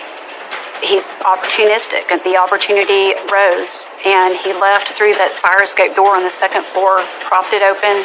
And once the other workers had all left, I think he came back in. When he came back in, he would have passed in the parking lot the dumpster that had some leftover electrical wiring that Gary Stout had used that day for the hot water heater, and grabbed it and went upstairs and then attacked her, raped her, and killed her. Lori was killed in probably one of the most personal, violent ways that someone can be killed. Robert Van Weese is an extremely cold and calculating person. On March 28, 2017, Robert pleads guilty to Lori's murder and is sentenced to 30 years in prison. Lori's sister, Beverly, is there to deliver an emotional impact statement. I looked him right in the eye and told him what he had taken from our family and what it had done. And, I just told him I hope he rots in hell and gets to feel some of that terror that my sister felt that night. I know in my heart he is where he needs to be. I think Lori's family felt a sense of relief, a sense of closure that maybe now, at least my hope for them now with that is that they could at least start to heal. Him being arrested and incarcerated does bring closure. I think that that's what everybody dreams about when a crime like this happens to one of their family members. Still see Lori's face quite often. She was a hoot. Lori was a hoot. I miss her dearly. I do believe that my life would have been very different if she would have lived. And I know that she would have done anything to make sure that I had what I needed. I still think of Lori every day, every single day. There were a lot of good times, good memories with Lori, and I just wish we would have had more. A loving father of two. Era muy buen padre, la verdad. He was extremely hardworking, very likable, very personable. Is ruthlessly killed outside his home. There was numerous gunshot wounds to his upper torso. Whoever shot the victim was extremely angry and was sending a message. Detectives hunt a cold-blooded murderer. We identified the weapon as an AK-47. He received a text message that said, "Nobody messes with me." People were fearing for their lives because the killer was still out there. The question starts to creep in of, is this one that may never be solved? Then, one phone call changes everything. He said that he was in fear for his life, for what he was going to tell us. We thought, wow, this is the first break that we've had. Exposing a killer no one saw coming. It hit you in the gut. It was somebody that you just never really would have expected. Le quitó un padre y a mí la mitad de mi corazón.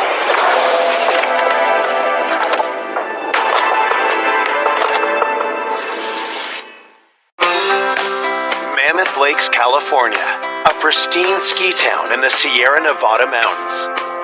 People come out here to vacation. They come out here to go skiing, snowboarding, and in the summer months, it's hiking, bicycling, fishing. It's beautiful. The weather's always sunny. There's always an outdoor aspect that is just the most beautiful thing you've ever seen. One early fall morning in 2016 turns into a nightmare for the town of Mammoth. Mammoth Lakes Police Department received a 911 call at approximately 1:50 in the morning, reporting just hearing a series of rapid gunfire and that a neighbor across the street had been shot. Police and first responders raced to the scene. Patrol officers found the victim lying in the driveway, and he was lying face down in his own blood. You had an individual who'd been shot multiple times and the victim's wife standing there, and she's hysterical. Y yo quise abrazar a Omar, me acuerdo. Y alguien dijo, no lo toques, no lo toques. Yo le dije, pero ¿y por qué no? Si es mi esposo. Quiero saber que él esté bien. Paramedics arrive and try to resuscitate the victim. La ambulancia llegó rápido, pero como Omar recibió muchos disparos en el cuerpo, Omar ya había muerto cuando ellos llegaron. Police learn the victim is 35-year-old Omar Hernandez, and a homicide investigation is launched. When I arrived on scene, I've never seen anything like that. Omar had approximately 15 gunshot wounds to his body. There were bullet impact marks all over. In total, there was 30 shell casings that were found. The victim was laying alongside his vehicle. There was numerous gunshot wounds to his upper torso. His vehicle was still running, coffee cup still laying there, all indications that he was getting ready to go somewhere. What was also noticed was there were divots that were in the asphalt and in the driveway. We definitely got the feeling that as the victim laid there, he was continuously being shot. I felt like it was extremely personal. Whoever shot the victim was extremely angry and was sending a message. The shell casings provide another surprising but valuable clue. The caliber of the bullet that was used, that only comes from a high-powered assault rifle. It was a 7.6 millimeter round, so we believed it had to be an AK-47. To have a weapon of that sort here in Mammoth, I thought was extremely unusual because those are assault weapons. Those are not hunting rifles. We thought it was potentially gang-related, possibly some sort of hit that somebody definitely wanted to get the job done. Could this have been a planned execution? Detectives try to speak with Omar's wife, Gladys. Gladys was hysterical, extremely upset, unable to talk, and she was screaming. Pero estaba devastada por mi dolor, devastada por el dolor de saber que Omar había muerto. Y estaba, pues, perdida porque decía, ¿por qué? ¿Por qué le hicieron esto a Omar? Born in 1980, Omar was raised by a single mother in Guadalajara, Mexico, but knew his destiny lay elsewhere. El sueño de Omar era exacto, venir a Estados Unidos, porque sabía que aquí había más oportunidades. Su visión era crecer, salir adelante y sacar adelante a su mamá. When Omar was 18 years old, he headed to Mammoth on the advice of a friend, and for 8 years had been successfully working his way up at the same company. Omar had a good job here in Mammoth. He was a supervisor at Devon's grocery store, which is the main grocery store in Mammoth Lakes. He was extremely hardworking, very likable, very personable. At work, Omar was known to be a kind and caring, almost big brother figure to a lot of the employees that he supervised. He took them under his wing and really tried to help them feel like they belonged. In 2006, Omar met Gladys Gastelum, and romance quickly blossomed. Lo conocí y amor a primera vista. Sentí que era una gran persona, un hombre increíble. Omar and Gladys started a family, welcoming the arrival of 2 sons. Omar, como padre, era fantástico. Era muy, muy buen padre, la verdad. The young family had a bright future, starting with an event planned for just days after Omar's murder. Venía toda mi familia de México. Íbamos a bautizar a Mateo. Yo estaba emocionada por el bautizo de mi hijo y porque venía toda mi familia. Instead of a celebration, Omar's loved ones must now organize a funeral. Looking for answers, detectives questioned Gladys about the hours leading up to the shooting. She had gone to visit a family member, and Omar stayed home, and she came home right around 10 or 10:30 p.m. that night, and Omar was sleeping. He was trying to get a good night's sleep before the night shift. According to Gladys, at approximately 1:30 in the morning, Omar had gotten up, made himself some coffee, and went outside to start the car, to warm it up. Omar siempre entraba a despedirse y me dio un beso y me dijo, te amo. And then, shortly after he exited the back door to go to work, she heard the loud gunfire that made her jump up. Se escucha una ráfaga de muchos disparos y yo me paro asustada. Yo nada más pedí a Dios que no fueran para Omar, que cuidara a Omar porque iba saliendo de mi casa. So she got dressed really quick, ran outside, and that's when she saw Omar lying face down in the driveway.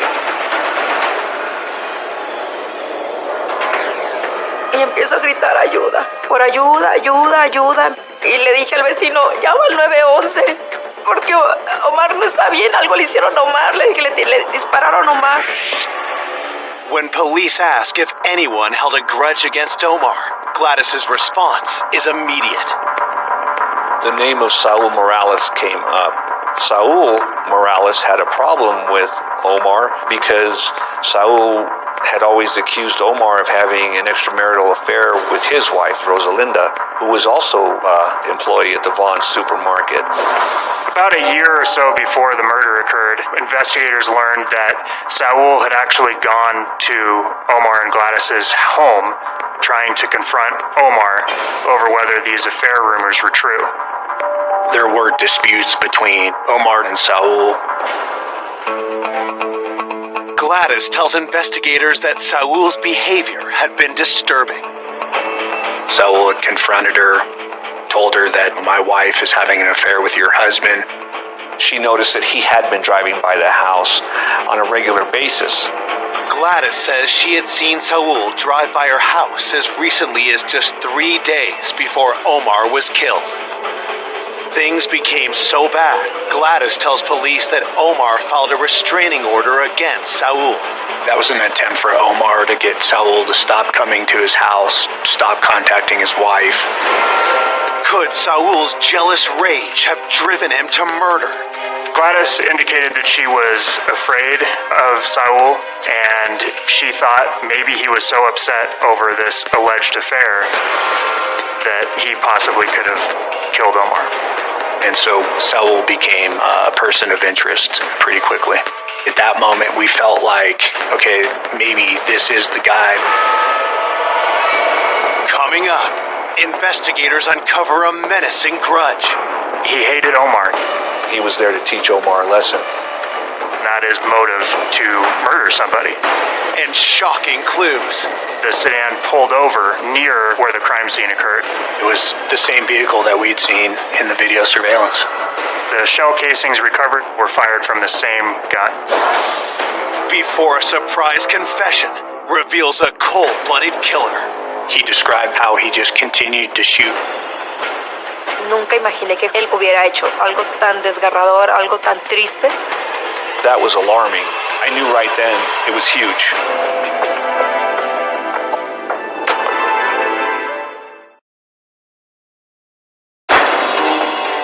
Hours after 35-year-old father of two, Omar Hernandez, was gunned down in his own driveway, his wife Gladys has pointed police towards a possible killer. Saul Morales was the first suspect in this case because his wife, Rosalinda, had reportedly been having an affair with Omar. We found out that Saul confronted Omar about the affair. Saul told Omar to leave his wife alone. Omar was upset that Saul had come over to his house while his kids were home. There was a fight that broke out between them and police were called. Officers arrived on scene and they were separated. No charges were filed, but there still was a documented incident. Gladys did not believe that Omar really did have an affair with Rosalinda. But the important thing was if Saul believed it to be true, then that is motive to murder somebody. Needing more information about the alleged affair, investigators head to Omar's workplace. The coworkers described Omar as a nice guy, got along with everybody. The manager described Omar as a very hardworking person dedicated to the job, was that employee that worked over and beyond what was required of him. The manager did tell me that he had heard the rumors about Rosalinda and Omar's extramarital relationship, and also he did bring up the fact that at times he would see Saul in Vaughn's walking through the aisles as though he wanted to catch Omar and Rosalinda together. Learning Saul's wife, Rosalinda, happens to be working her shift at the store, detectives pull her aside for an interview. She was very, very emotional. Rosalinda found out about the murder when she came in to work and became very upset. Investigators confront Rosalinda about the rumors. Rosalinda denied that there was ever an affair or that there was any sexual relations between her and Omar. She said that her and Omar's relationship was purely platonic and that her and him had been best friends, and that's the extent of their relationship. Rosalinda definitely gave me the sense that she was nervous. In talking to Rosalinda, she appeared to be holding back. At this point, investigators weren't sure whether the affair was a rumor or whether it was true. It seemed like the jealousy involved in the case could have been enough for murder. When you see a murder that gruesome, with that many bullets and that much violence, it comes out of some strong emotion. Police know that even if Saul had motive for murder, he also needed the opportunity. We asked Rosalinda where Saul was the previous night, and Rosalinda said that Saul was in bed with her the whole night, and then she ended up getting up for work around 3 that morning, and he was still in bed. I wouldn't say that that particular alibi was rock solid, so interviewing him was very important, just to find out if their stories matched. Investigators bring Saul down to the station. When I interviewed Saul, he was extremely calm, extremely courteous, and extremely cooperative. He was very forthcoming about the altercations that had occurred with Omar in the past, and that he was afraid that Omar had an affair with his wife. Investigators ask Saul to account for his movements in the hours leading up to the murder. Saul claimed that he had gone to visit his uncle, and he was with his uncle throughout the night before coming home, and went to bed right around 11 o'clock that evening. He said that he was asleep in his bed on the night of the murder and had nothing to do with it. He voluntarily provided a DNA reference sample to exclude him. Getting DNA from Saul was extremely important because he was a prime suspect in the shooting, and because with fingerprints coming off the bullet casings, you could match the DNA. Saul also allows detectives to search his home. I searched the house for weapons, ammunition, or any evidence that could tie him to the crime. But I never found anything that would lead me to believe he had weapons or ammunition in the house. When the results come in, Saul's DNA does not match the DNA found on the spent shell casings. His story seemed to be making sense. It seemed to be consistent. There was no indicators that he was lying to us. And so we didn't have anything to really move on. I didn't find him to be suspicious. He just wasn't connecting the dots for me. And from my training and experience, he did not give me any indication that he was involved in the shooting. And so that was really frustrating. With detectives forced to put Saul on the back burner, they revisit the theory that Omar's murder could have been a professional hit. The weapon used the AK-47. It's a weapon of murder, a weapon of violence. And so the nature of that weapon alone made people think this has something to do with a gang. Because of the brutal nature of the crime, something we were looking at, is this the cartel? Is this a paid hit? It's gotta be big because of the way it was done.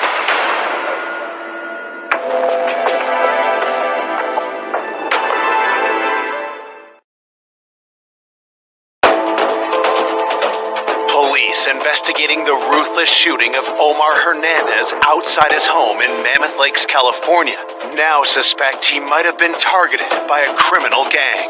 There was speculation that maybe this was a drug deal that went bad and the cartel had come up and put a hit on Omar. Investigators went looking through Omar's background to see if there was any drug affiliations or anything that could have been tied to organized crime. I didn't find anything in Omar's background that would indicate he had any gang association whatsoever. No pertenecía a pandillas, él era una persona tranquila, no usaba drogas, no usaba nada. Investigators move on from the gangland hit theory. Several days later, they discover their security camera footage from a building near Omar's home and hope the video will provide new leads. The closest camera that had any video surveillance was several hundred yards down the street, so you were capturing vehicles coming and going. Unfortunately, there were no cameras that were able to actually capture the crime as it occurred. What the security footage documented was a vehicle circling the area several times prior to the shooting. We had what we believed was a light-colored four-door sedan. We felt pretty confident that it was a Toyota Camry or Toyota Corolla. We felt like that vehicle possibly was involved. Police spot another suspicious vehicle in the footage. There was a red sedan-type vehicle that was seen at the intersection driving down towards the victim residence. What was notable was it appeared less than 2 minutes prior to when the murder took place, and then the sedan pulled over near where the crime scene occurred. Unfortunately, with the low image quality, we weren't able to identify who was in the suspect vehicles. Undeterred, police show the footage to Omar's wife, hoping she can identify the vehicles. The red sedan provokes a strong reaction. Gladys said that the day after the shooting, a red sedan drove by with two people inside of it that she recognized as Vaughn's employees. She did say that they gave her a slow roll type of look, as though letting her know they were watching her, or maybe even they were involved. Sentí miedo en ese momento porque cuando ellos pasan manejando y luego le hacen así, yo sentí mucho temor, sentí miedo. Gladys told investigators that the two individuals in the car were Jose Antonio Correas Vasquez and Eliud Correas Vasquez. They were cousins. Gladys knew Eliud and Jose Antonio as co-workers of Omar's. At the time, their reputation was that they were MS-13 gang members from El Salvador. Detectives head to Vaughn's to talk with Jose Antonio and Eliud's co-workers. Employees did tell me that Omar was the supervisor for the Salvadorians, and it appeared that they didn't like Omar, they didn't like taking orders from him. Investigators learned that Omar had been promoted to a management position a few months before his murder, and that there was constant friction between him and Eliud. Eliud and Omar did not get along. In fact, there had actually been an incident between the two of them where Eliud had been sent home for not doing his job properly. Eliud became so upset that he contacted the union and made a formal complaint against Omar. Did Eliud take matters into his own hands with deadly consequences? There's one more detail about him that raises suspicions. Eliud drove a red sedan, and it seemed to be a possible match to the car that was on the surveillance video.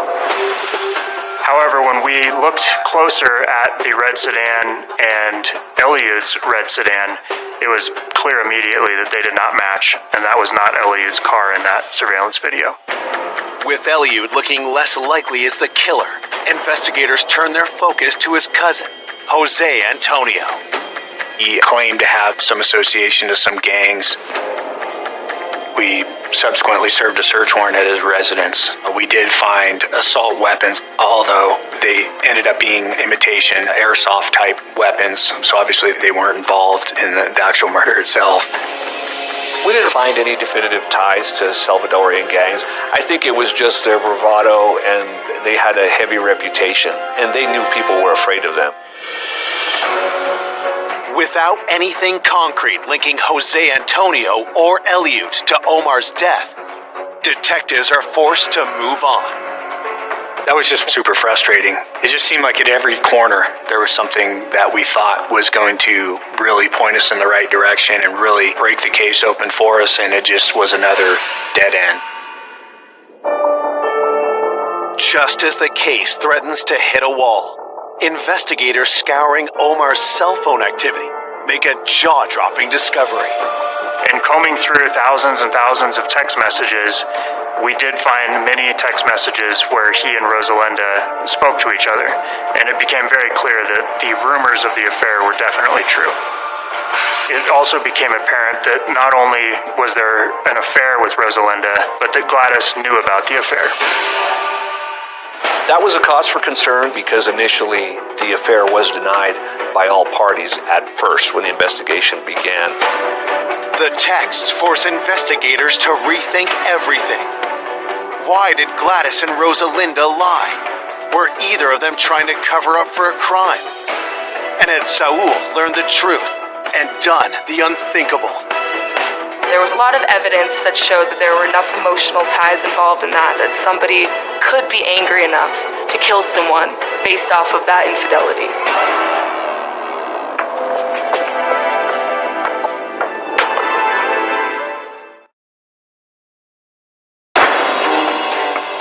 Weeks have passed since father of two, Omar Hernandez, was brutally gunned down. Detectives have just obtained proof a rumored affair between Omar and coworker Rosalinda did actually take place. Omar was involved romantically with Rosalinda, and through cell phone forensics, we located text messages that definitely confirmed that Omar had a conversation with Gladys as well about the affair that confirmed that she knew about it. Gladys had previously told police there was nothing to the rumored affair, so investigators had to speak to her again. When we asked Gladys about the affair, she broke down crying, and she confirmed the rumors to be true. Gladys described how she found out about the affair with Rosalinda back in 2014. She had returned home early from a trip to Mexico, and when she came back to their house, Omar wasn't there, but there was burned wax and rose petals on the bed, on the floor around it, and she knew they weren't for her. So a couple days after, she ended up going through her husband's phone and found the text messages between Omar and Rosalinda, which confirmed to her that he had had an affair. Detectives asked Gladys why she lied to them before. What was she trying to hide? Her reasoning behind lying about the affair was simply to protect Omar's reputation. He had a good reputation, and she wanted to maintain that. And also, according to Gladys, they were working through their problems to keep their family together. She just didn't want to have anything negative to say about her husband. He'd been brutally murdered. She kind of wanted to leave it at that. Let's investigate and try to figure out the person responsible. Police are also curious why Rosalinda had been untruthful and bring her into the station. And told her we knew that she did have an affair with Omar. She told us that she lied because she was embarrassed about it, but also that she didn't want to inflame things with Saul. We asked her whether he knew about the affair or not. She confirmed that he did know about it. She was definitely concerned about her husband. I asked her flat out if she believed that Saul may have killed Omar, and her answer to my question was, I don't believe he pulled the trigger. So of course that was alarming. I thought maybe I missed something at the beginning, and that there was a potential that Saul may have actually even hired someone to kill Omar. It presents difficulty because then you have to backtrack and look at the initial suspect once again and make sure you haven't overlooked anything. Investigators re-look at Saul, but after combing through phone records and text, find no evidence he hired anyone to kill Omar, or that he committed the crime himself. At this point, the evidence did not bear fruit that Saul was the suspect we were looking for. His alibi checked out. There was nothing else that ever came up that pointed him as being the one who did this. Saul is cleared once again. With yet another busted lead and no arrest in sight, police have to contend with the fear that's gripping Mammoth Lakes.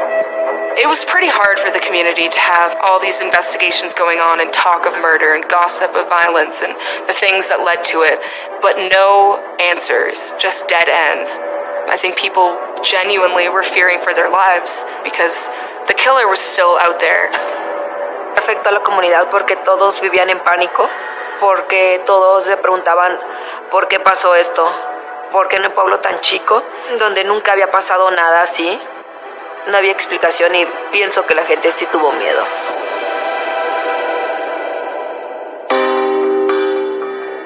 Despite months of tireless work, investigators run out of leads.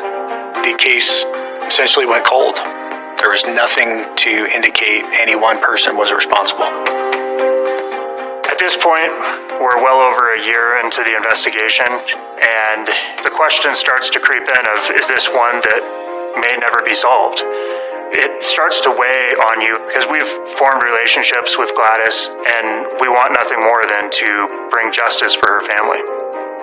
It definitely wears on you as an investigator. You constantly ask yourself, what did I miss? There's got to be something there that I missed. Fue uno de los puntos más difíciles para mí también. Pero siempre tuve fe de que algún día, dije, así pasen años, se va a solucionar porque no puede quedar la muerte de Omar impune. De esa manera como él murió, no puede quedar así. We had always been feeling that if we could just get that one piece of information that could lead us to the suspect, we'll develop the rest. But we needed somebody to come forward and give us a break that we needed to solve that case. 2.5 years later, detectives receive just that. An explosive phone call that upends the whole case. In June 2019, a person called and said that they know who killed Omar and has some concerns for their own safety. In my mind, I felt that that's the big break that we needed. Sometimes that's all it is. One person with information. I knew right then it was huge.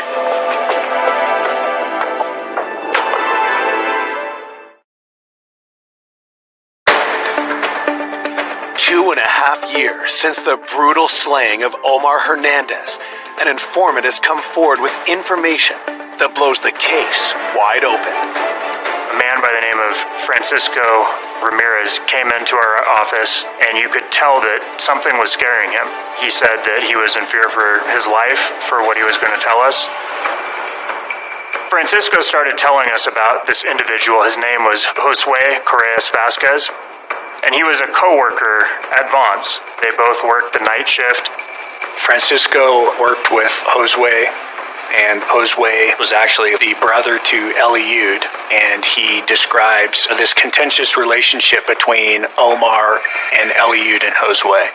Months before the murder, says that they were constantly butting heads with one another, described Eliud and Josue as constantly disrespecting Omar. Omar would delegate tasks that need to be completed, and Eliud and Josue would always be disrespectful and say, well, why do we got to do that? Nah, I don't think so. Was just constantly kind of challenging him. Josue had actually told Francisco that he hated Omar because he had been disrespected and that he had threatened to fire his whole family, and that he had to take matters into his own hands. Then Just several hours after the murder had occurred, Francisco told us that he received a text message from Josue, and it said something to the effect of, "See, I'm not playing around." And then there was another text message that said, "Nobody messes with me." When he saw the text message, he felt very strongly that that is Josue's way of telling him he just murdered Omar. Francisco then divulges another disturbing piece of information. Francisco told us that he had actually gone shooting with Josue months prior to the murder. They had gone out in the middle of the forest, and that Josue had brought an AK-47 with him and were just shooting targets. When Francisco mentioned AK-47, obviously all of our ears perked up, as that's the weapon we were looking for. And then several years after Omar was murdered, Francisco became the manager to take Omar's place at Bonds. And he's now in a position to where he needs to delegate, and he's now seeing the same disrespectful tone from Josue. At some point in time, he and Josue got into an argument, and Josue says something to the effect of, "Don't make me do to you what I did to Omar." We asked Francisco why he is now just coming forward 2.5 years after the murder. And Francisco said that he was scared of Josue. He was concerned for his safety, and he wanted to tell law enforcement about what he knew, because he said, if something is to happen to me, I want you guys to know who's responsible. Francisco realized, I could be the one that's next, and this guy needs to be stopped.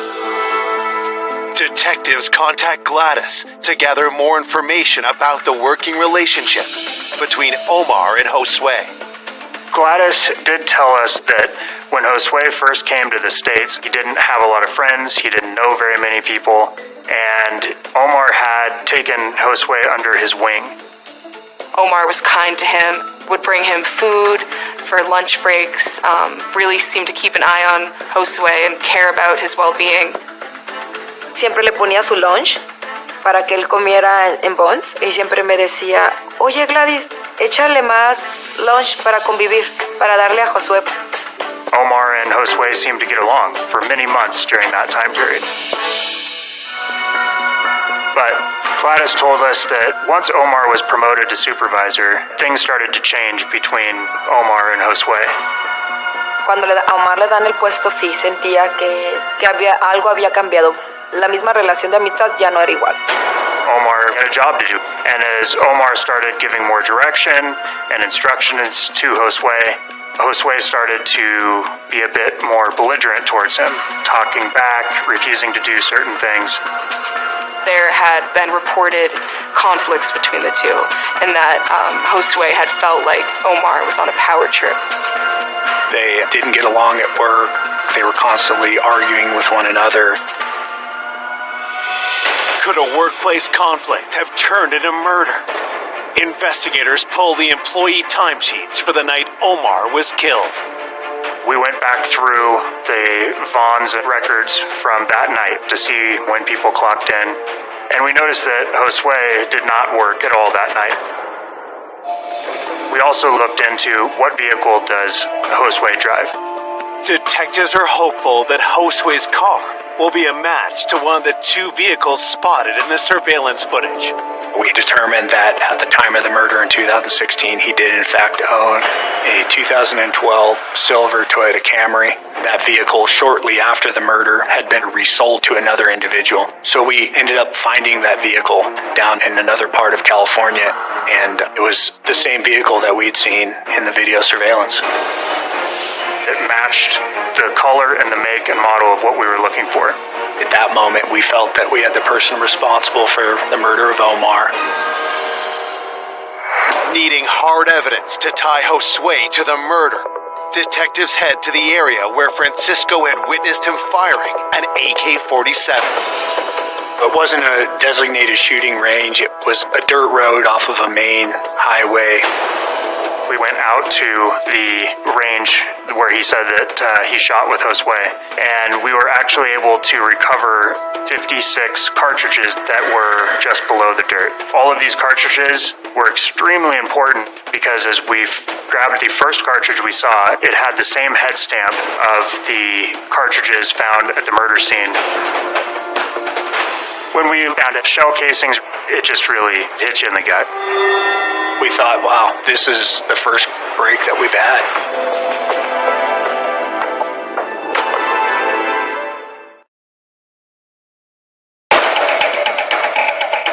2.5 years after Omar Hernandez was murdered, investigators hope they finally got a break after discovering spent bullet casings that appear to match those recovered from the crime scene.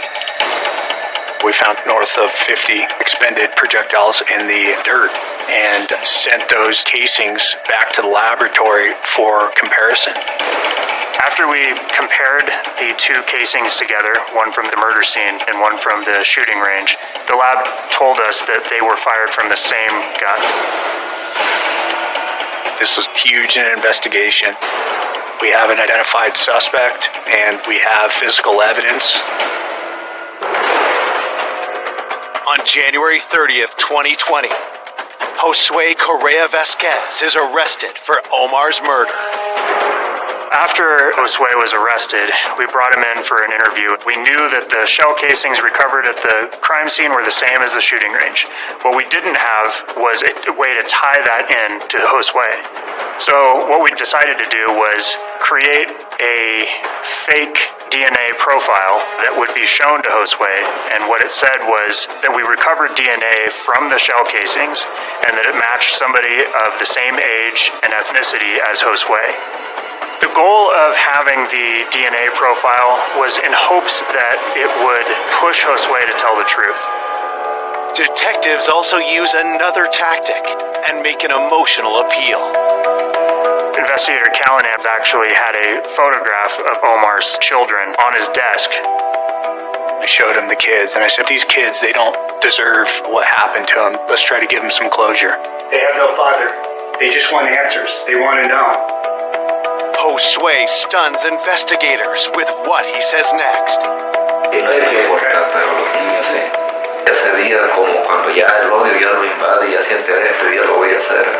There was a lot of hate against Ibarra for my part, and that's why me alone decided to kill him. It was a monumental moment that we felt, okay, we've got the right guy. The question remains, why would Josue commit such a heinous crime? Josue told us he hated Omar. He hated that he would tell him how to do his job. He hated that he'd be tough on him. He felt that he was disrespected by Omar, and he was there to teach Omar a lesson. Josue proceeds to tell investigators what happened that fatal night. You knew that Omar was going to work at 2 in the morning? He said that he drove by Omar's residence a number of times, confirmed that the vehicle in the video surveillance was in fact his vehicle. He says he went around the block to see if he was home. Just before 2 a.m., Josue parked across the street from Omar's home, and he waited for him to come out.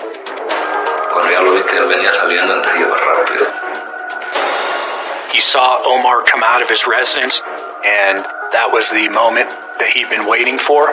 He grabbed the AK-47 when Omar went to the driver's side of the door to leave. Josue emerged from the trees and yelled at him, "You don't look so invincible now, do you?" and described shooting him several times.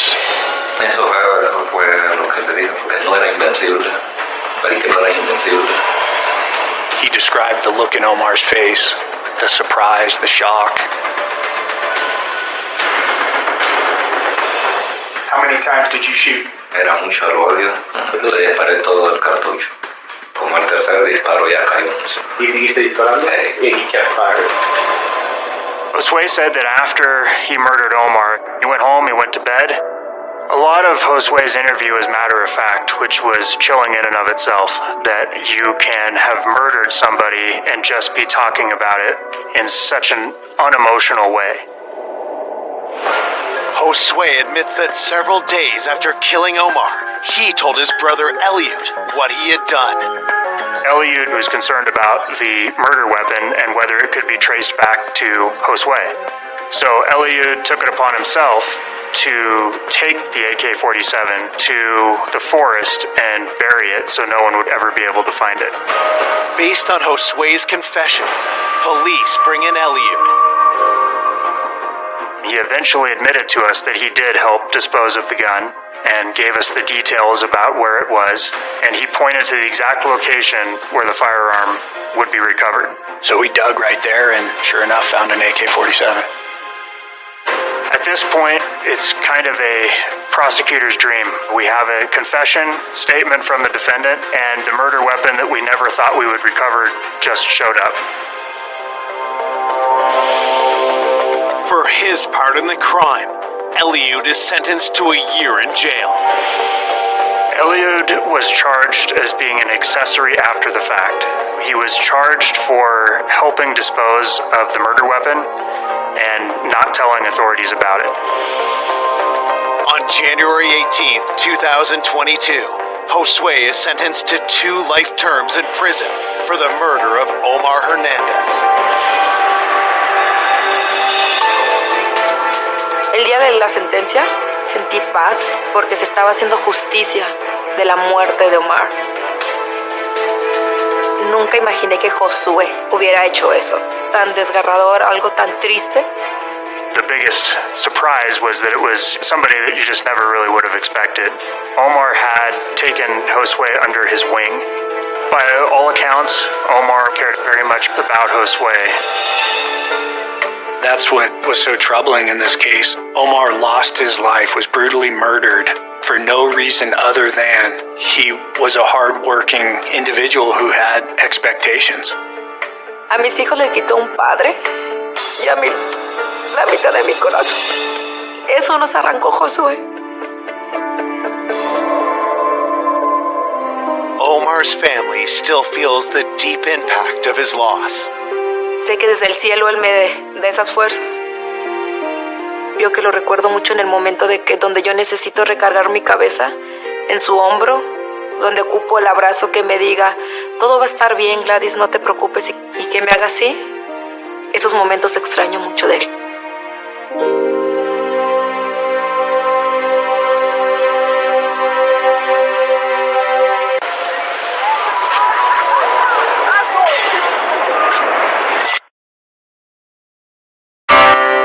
Ambitious, popular young restaurant manager.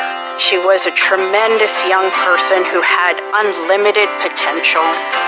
We always thought she'd just light the world on fire. Is found beaten, stabbed, and suffocated. The person who did this absolutely wanted to guarantee that she was dead. Whoever did it ransacked the safe. Something that brutal had to be more than just a robbery. Detectives uncover a history of workplace conflict. He didn't like to be told what to do. He scared me. I was uncomfortable around him. For me, that was a red flag. With the community on edge, another attack leaves them living in fear. It was such a similar homicide, a lone female employee and the use of a knife. You don't know if somebody's lurking out there and they're going to do it again. And new evidence confirms disturbing suspicions. The lab informed me that there was a match. I just couldn't believe what was happening. Like, when am I going to wake up? Terry's murder wasn't what it appeared to be.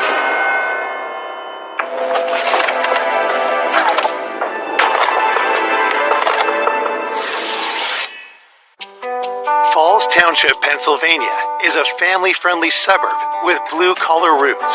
Falls Township is a community in Lower Bucks County, Pennsylvania. It was built up around the U.S. Steel Mill in the 1950s. Steel workers moved out here from different parts of the country, and it was a nice community. Although we're a suburb of Philadelphia and we're right across the river from Trenton, violent crime is relatively unusual in Falls. That all changes one Saturday morning with a gruesome discovery at a fast food restaurant. On the morning of February 4th, 1984, the manager arrived to open the restaurant, and upon entering, discovered that someone was laying outside the kitchen area and obviously deceased. The manager recognizes the woman as the restaurant's night shift manager, 25-year-old Terry Brooks. He observed Terry Brooks laying on the floor in a pool of blood with a knife stuck in her neck. And he phoned the dispatcher and stayed on the phone until officers got there. I was told that they had a homicide at the Roy Rogers restaurant on Route 1, so I was there pretty quickly. Her body was positioned near the kitchen. There was a butcher knife sticking out of her neck. She had black and blue marks and bruises everywhere, and it looked like hand marks around her neck, like she had been strangled. It was thought that she was still alive until the bag was put over her head because of the moisture in it from her breath. She looked like she had blood under her fingernails and blood on her hand, and that was wrapped in an evidence bag and secured. There was a rectangular kitchen prep area. That's where you can see both her shoes that were against the wall. To my mind, that was probably the first act of violence that took place. That she was literally pushed right out of her shoes, and that a struggle had taken place right there. Moving around the corner is where the body was found. It looked like her body had been dragged on the floor to where she laid. Terry had her winter coat on, and her bag was also on the floor, like she was getting ready to leave. Further examination of the scene reveals evidence of another crime. In the office, the safe was open. There was a register drawer on the desk. The coins were scattered all over the floor. It just appeared that whoever did it ransacked the safe. There was money taken.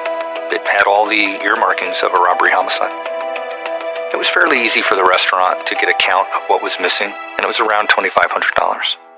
Looking for more clues, detectives speak to the manager who discovered Terry's body. When the manager of the restaurant arrived around 6 in the morning, he found the inner vestibule door locked. The door to the interior of the building was locked, but the drive-thru window was partially open. It appeared that the killer had left through the drive-thru window because the metal pipe that was laid in the track as the kind of security measure to lock it up had been removed and laid to the side. But there was no sign of forced entry in the restaurant.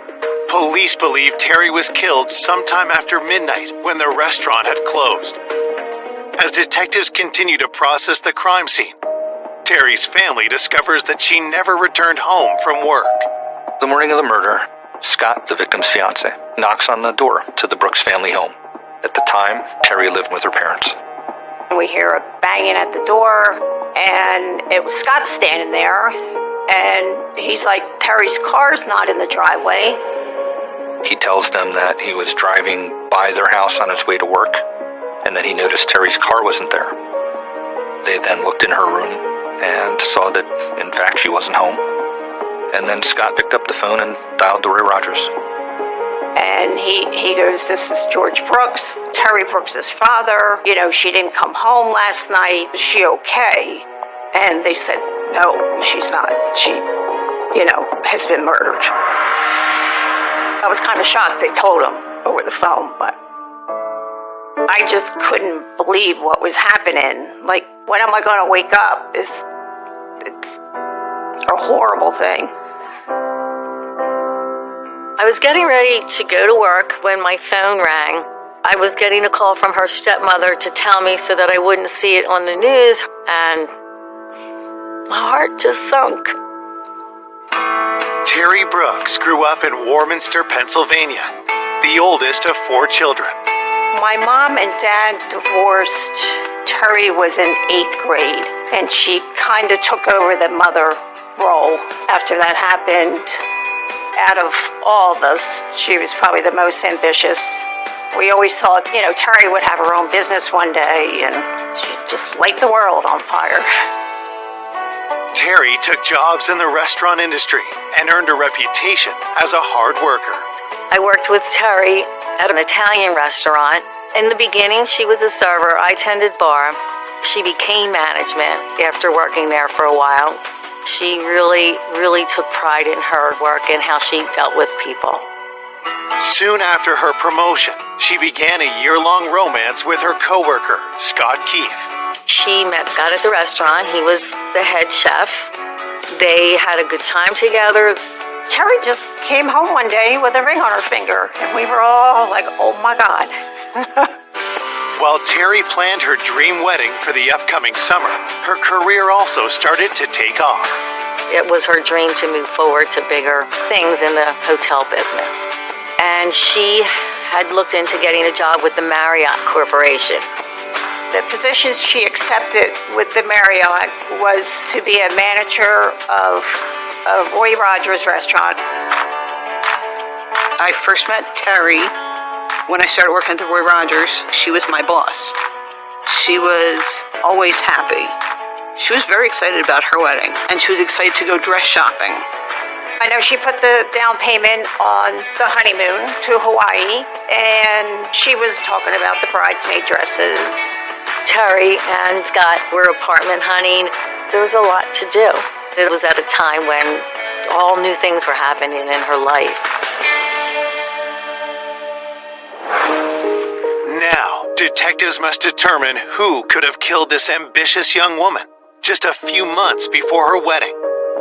They asked the family about Terry's movements in the hours leading up to her murder. Mr. and Mrs. Brooks last saw Terry the day before, Friday, February 3rd, 1984, when she left for work. Usually, her fiancé, Scott, would make sure that he went and closed with her every night, and her father was glad that Scott would go and close with her and be there to keep her safe. Scott was worried about Terry's security at the restaurant. He would go and sit with her while she finished everything up. Scott tells police he wasn't with Terry the night before. He had stayed home because he was working the early shift the following morning. Neither Scott nor Terry's parents are able to provide police with any leads. The family was really cooperative with the investigation, and we just nothing that they could volunteer or give us that would indicate that they knew anything about the case. It was completely out of the blue. There was no reason for them to feel that she was in any danger or in any jeopardy. I couldn't think of anybody who really disliked Terry, and I can't imagine anybody would dislike her that much to kill her. Investigators turned their attention to Terry's coworkers. It looked like it could possibly be a robbery, but the deeper we looked into to see how brutally she was murdered, it had to be more than just a robbery.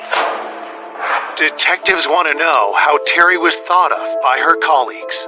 Terry was a young woman who was very staunch about the procedures, and she enforced them strictly. She was a by-the-book person, and as long as you did your work the way you were supposed to, there were no problems. When police ask if Terry's management style made her any enemies, one name keeps coming up. Steve Daly was an employee that didn't adhere to the procedures. He was a little hot-headed. Steve scared me, to be honest. He was very rough, quick to anger. I was uncomfortable around him.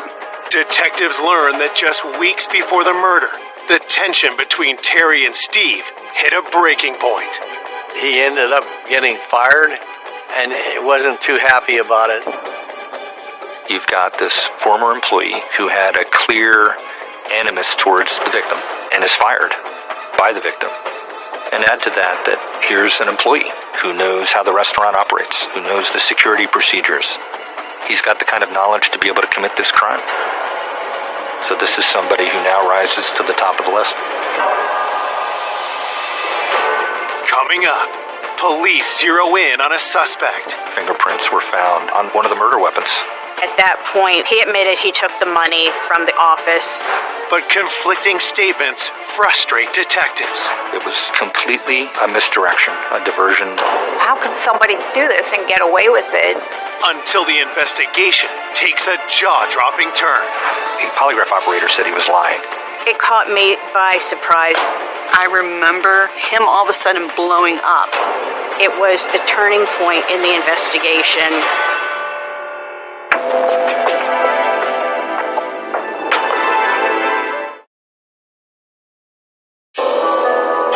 Police investigating the fatal stabbing of 25-year-old restaurant manager Terry Brooks have learned that a disgruntled coworker lashed out at Terry before he was fired. If you threaten somebody and they end up dead, you'd have to look at them and look at them seriously. Steve Daly was a former Marine and had a difficult personality. He didn't like to be told what to do. Just weeks before the murder, Terry and Steve had a major blowout. There was an occasion at work where Steve Daly was told to make a hamburger for a customer, and he had just closed out that workspace, so he didn't want to reopen the workspace. And I remember him all of a sudden blowing up. Steve lost his temper, was screaming and yelling. He became explosive at one point, even calling Terry a bitch. Terry was alarmed by Daly's behavior. Terry, in a situation like what happened with Steve, she wouldn't tolerate it. She didn't waver. So I think that was the frustrating thing for Steve, is he couldn't break her. And she was like, you need to go home. You are done for the night. And you will talk to the boss the next morning. Daly storms out of the restaurant, and the next day Terry talks to her manager, tells him what had happened, which of course led to Daly being fired. That did little to stop Steve's aggressive behavior. Even after he was fired, Daly would return to the restaurant and buy food and have meals there. He went back just to annoy her. Just, here I am, you can't throw me out now. It was very upsetting to her. So, given his personality and his conduct, that certainly seems to provide a motive. Did Steve Daly's harassment escalate into a fatal act of revenge? Police bring him in for an interview. When we tracked Daly down, one of the first things he tells us that he knew at some point the police would be coming to talk to him. Daly said that he didn't get along with Terry, that they clashed often. In fact, he said that if she'd been a man, he would have punched her. Daly's excuse for why he was going back to the restaurant was that he was dating somebody who worked there. I don't know that I buy that, but that's the reason he gave. Investigators ask where Steve was the night of the murder. He says that he was trying to get into a club, and that he was not permitted access to the club, so then he just drove around for several hours. Investigators go to the club, they look at the security footage. They can't find any footage of Daly being denied entry, so this is not a hard alibi that can allow you to say, okay, this person's eliminated. Just the opposite. With no way to prove his whereabouts when Terry was killed, police ask Steve to take a polygraph. So a polygraph is a useful investigative tool. It can help us rule people in or out. So Daly agrees to take the polygraph, and without question, he passed. This guy looks like a good suspect. So when you have momentum build like that and then it crashes to a halt, it's hard to swallow. Police can't verify Steve's alibi, but with no evidence against him, he's free to go. Stephen Daly was pushed down lower on the list of suspects, but you never eliminate somebody until you make sure that they are completely not involved. Investigators turn their focus on the Roy Rogers staff who worked with Terry the night of the murder. During the investigation, we knew that we had to interview the employees to see what the atmosphere was when they left, if there was any arguments. Everybody consented to have their fingerprints taken.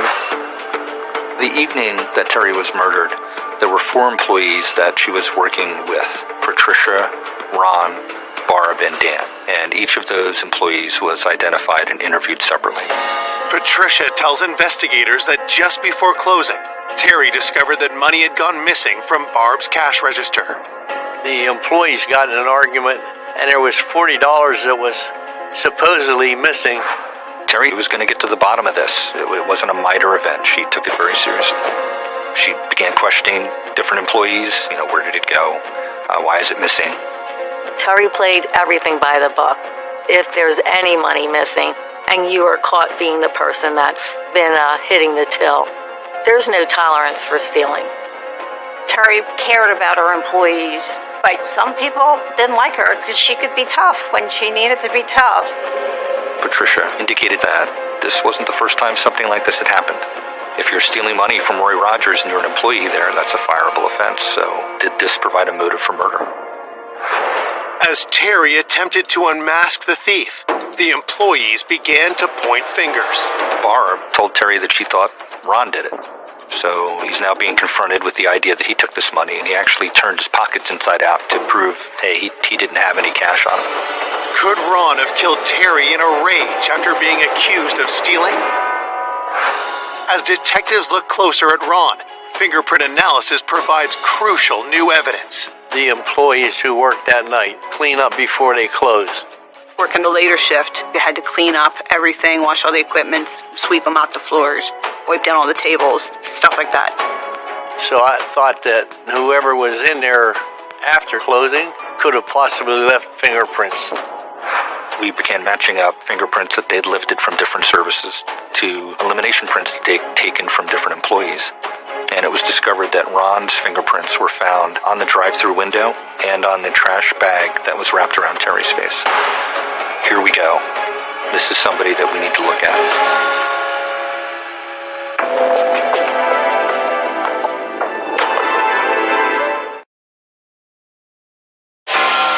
Investigators working to solve the Terry Brooks homicide have just got a match for fingerprints left at the crime scene. The evening that Terry was murdered, there were 4 employees that she was working with, including an employee named Ron. And Ron's fingerprints were found on the drive-through window and on the trash bag that was wrapped around Terry's face. Detectives ask Ron how his fingerprints ended up on the bag used to suffocate Terry and on the drive-through window, the killer's likely escape route. Ron said that one of his responsibilities at the restaurant was to take care of the trash. So his fingerprints would have been on that bag because that was part of his job there. Ron also said that he'd covered for some other employees for their break time at the drive-thru, so that's why his print was there in the window. Police aren't able to determine if the window had been properly cleaned at closing, so Ron's excuse is plausible. Still, detectives want to know his whereabouts after he left work. Ron said that he left the restaurant shortly after 1 in the morning with coworkers, and that he got home about 1:15 and talked to his mom before he went to bed. We checked out Ron's alibi, discovered that he had indeed gotten home and stayed home all night. With Ron all but cleared, police get new details from another employee about the money that had gone missing from Barb's cash register. We learned the $40 that was supposedly missing, it was found at a later time. The missing money had mysteriously reappeared in the drop safe. I think it's fair to say that Terry might have thought that it was Barb who had taken this money. My impression was that Terry was suspicious of Barb. Police also learned that it was Barb's duty to close down the drive-thru. Those two things combined, the missing $40 and the fact that it was Barb's responsibility to lock that drive-thru window, and that ultimately it's found unlocked, and it's believed to be where the killer left, puts her at the top of the suspect list. According to the work schedule, Barb and Terry were the last 2 employees at the restaurant. The policy of Roy Rogers for employees that were going to work past the end of their shift was that they would lock the doors and that there would be a minimum of 2 employees there. Could an argument between Terry and Barb over the missing money have turned deadly? Barb said that she was sent home early by Terry, and she was insistent that she close the window and place the pipe in the track to lock. And in looking into Barb's whereabouts, we discovered that she was picked up by her boyfriend, so she had an alibi. So it's conceivable that Terry was alone in the restaurant, working into the early hours of February 4th doing inventory.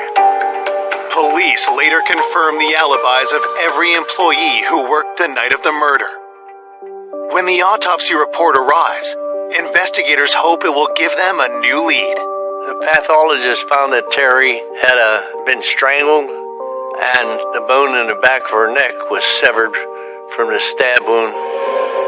There was a serious brain hemorrhage that was the result of her head being repeatedly banged against that hard concrete floor. And looking at that stab wound to her spine, it was likely she was conscious but paralyzed when the plastic trash bag was wrapped around her head. The autopsy report lists each of Terry's severe injuries as potentially fatal, but indicates asphyxiation as the likely cause of death. There was no indication that Terry had been sexually assaulted. You can't help but look at the way that Terry was killed and not think that the person who did this had such a high level of rage that they absolutely wanted to guarantee that she was dead. Material was collected from the knife that was left lodged in Terry's throat and under Terry's right ring finger, where the pathologist had identified a defensive wound. At the time of this murder in 1984, there was no DNA technology. Analysis of blood was really relegated to blood typing. By today's standards, the evidence was limited. As the investigation continues, Terry's loved ones struggle to make sense of her violent death. The funeral home called the morning of the viewing, and they said, could somebody come down and take a look at Terry? And they had her laid out in the casket, and she didn't look good. You could see the cut marks in her neck, and you could see the bruises on the back of her hand, and they had makeup on her too, and you could still see it didn't look like Terry. I said when I got home to my dad, I think we should keep the casket closed. We didn't want people to remember her looking like that. As the Brooks family prepares to bury their eldest daughter, Falls Township lives in fear of a brutal killer still at large. It was a young person that was killed, at her job. So I think the community as a whole regarded this as a frightening homicide. It caused quite a bit of fear due to the fact that it was so violent, and most people in this area would think this shouldn't happen in our town. I really thought it probably was, a robbery. Unfortunately, they killed her instead of just robbing the place. But you don't know if somebody's lurking out there, and they're going to do it again. Less than 2 weeks after Terry's murder, the town's worst fear appears to become a horrifying reality. At another Roy Rogers, an assistant manager was attacked coming out of the bathroom. She was hit in the head. She fell to the floor, and the actor ran away before she could identify him. The restaurant manager survives. But just a week later in nearby Scranton, there's another brutal attack. A male attacker waited in the parking lot until there was a lone female employee, then made entry into the restaurant. But the money from the restaurant had already been dropped into the safe, so he took the female employee's money and then stabbed her to death. Detectives fear they have a serial killer on the loose. And when you take a community that was already stressed, it made it even worse. And if you've got an individual who's going from restaurant to restaurant and just robbing people, and they have no personal connection to the victim, it's terrifying. It took it up a notch.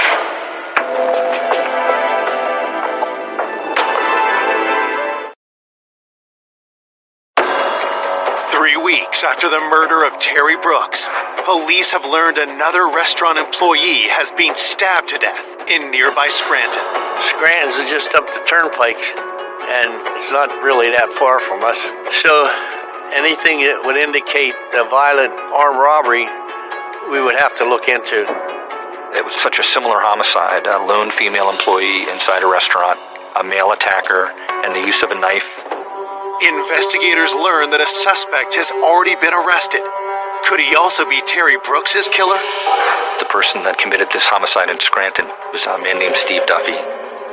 We sent investigators to go to Scranton to attempt to interview Duffy, and by the time we arrive, he has lawyered up.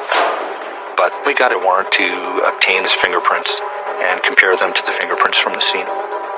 But in the end, the fingerprint comparison indicated no connection to the homicide at our Roy Rogers. Police are also unable to identify a suspect in the assault of the manager at the other Roy Rogers location. You go through this cycle of building momentum, and then you hit a wall. It's disheartening. It's been a month since Terry Brooks was found dead, and the killer is still at large. Something that brutal and that terrifying, you have to try to solve it, no matter how long it takes. But when the leads start running out, you get awful upset. As weeks turn to months, and you identify suspects and then eliminate them over and over again, the case went cold. An investigator, by necessity, has to move on to other cases. But for a family that loses a loved one to a homicide, they don't move on. When it first happened, you just assumed it was going to be solved. You think, well, how could somebody do this and get away with it? My dad's hair turned white within a year. He lost weight. it just destroyed him. It was hard for Terry's family, having to process the heartache of losing their daughter and not having closure over it. I couldn't imagine not having answers. There are no significant developments in the investigation for nearly 14 years. Then, in 1998, Falls Township's new police chief orders a fresh look at the Terry Brooks murder, and a local prosecutor is assigned to the case. One of the primary reasons that the police chief put this renewed focus on this case was that there had been developments in DNA technology during the 1990s. And part of the point of my assignment to have someone come in with a fresh point of view, it was just a matter of reviewing all of those reports and reviewing all the physical evidence. It caught me by surprise a bit when I opened up the bag that contained Terry's wallet. I found that you could still clearly smell Terry's perfume. And because I wasn't expecting it, it's one of those things that sort of triggers your emotions and brings you closer to the victim. A team is assembled for the renewed investigation. Lori said, take a look at this homicide. And she asked me what I thought, and apparently my answers were well enough to get me assigned to work on it. At the time that the homicide occurred, other robberies at fast food restaurants in the area caused law enforcement to form the initial theory that it was likely to have been a robbery. We had the advantage of knowing that the robbery-homicide track didn't work out, so we could start with a different theory. There were two things that really jumped out. One, that we could conduct victimology interviews and talk to some people who weren't interviewed back at the time. And two, develop some kind of forensic signature for the killer. As the lab works to extract the killer's DNA from crime scene evidence, investigators learn more about the victim, Terry Brooks. Victimology essentially means learning everything you possibly can about the victim. Everybody who we spoke to described Terry Brooks as intelligent, ambitious, friendly, well-loved by her family and friends. Detective Whitney spent a lot of time with the family to gain their trust and to reassure them that we were working on the case diligently. Nelson and Lori did seem like the power couple. Both of them are extremely intelligent, and they were driven to get this solved. Detectives hope new interviews will bring to light crucial details that could help the case. You just never know when you're going to get some new piece of information that's going to put us on a track to identify who did this. Some of the people who we spoke to, they were quite young when this homicide occurred, in their late teens or early 20s, and having more life experience, were a bit more open than they might have felt they could be in the 1980s. Detectives reach out to people who weren't interviewed in the 1984 investigation, including those who worked with Terry before her employment at Roy Rogers. I got a call from Falls Township Police. They wanted to speak to me about the Terry Brooks murder, and they just said to me, we'd like to hear your thoughts on it. Cindy knew Terry well. They worked together, and Cindy kind of laid out what was going on in the victim's life. During her interview with investigators, Cindy drops a bombshell. What Cindy told us presented a completely different image of this homicide. It turned out Terry's murder wasn't what it appeared to be. And now you couldn't help but conclude everything's pointing to one person.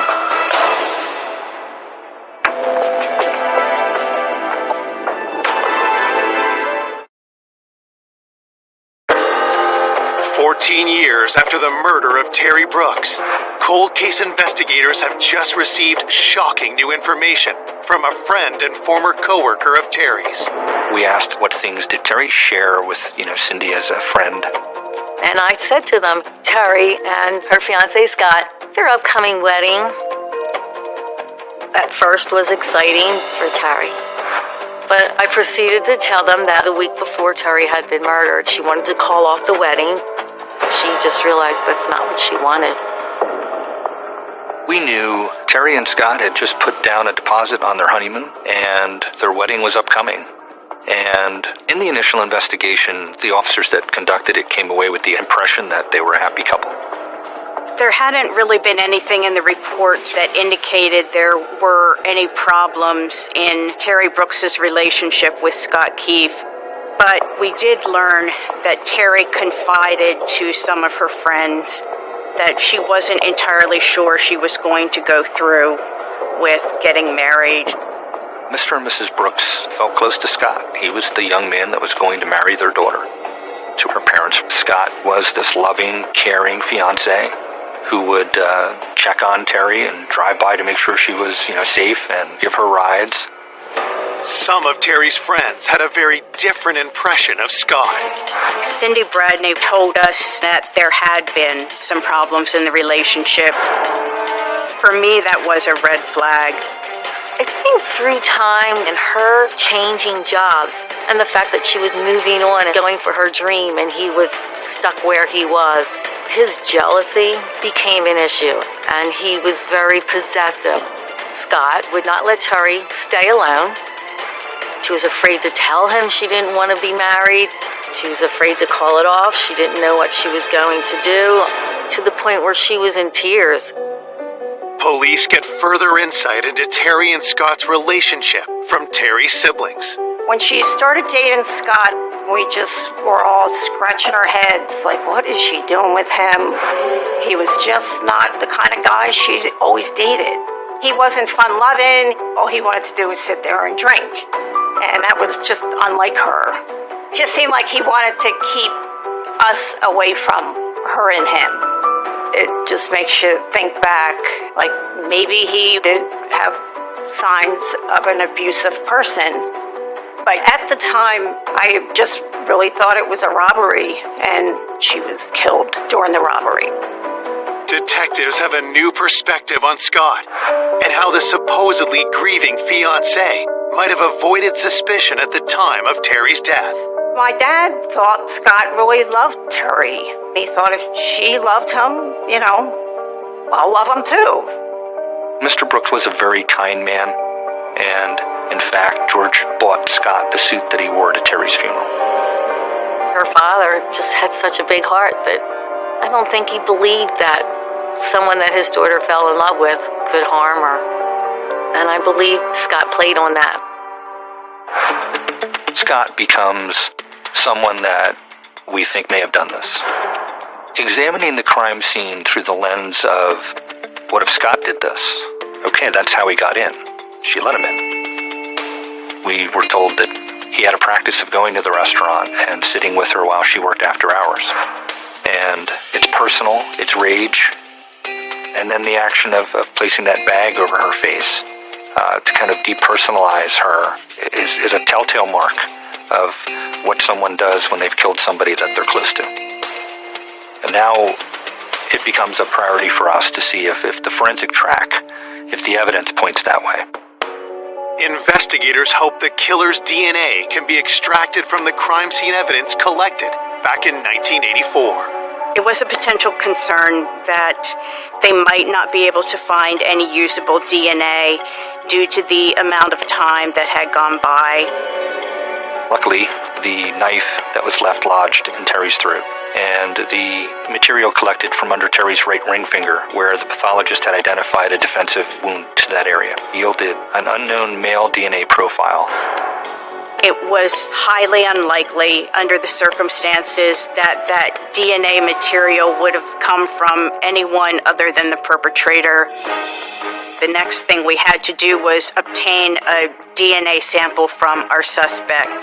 Scott Keefe did not have a criminal record at that time. He didn't have any DNA samples on file with an agency such as the FBI. One of the things that we learned from the laboratory expert was that cigarette butts are an excellent potential source of DNA because they have saliva on them.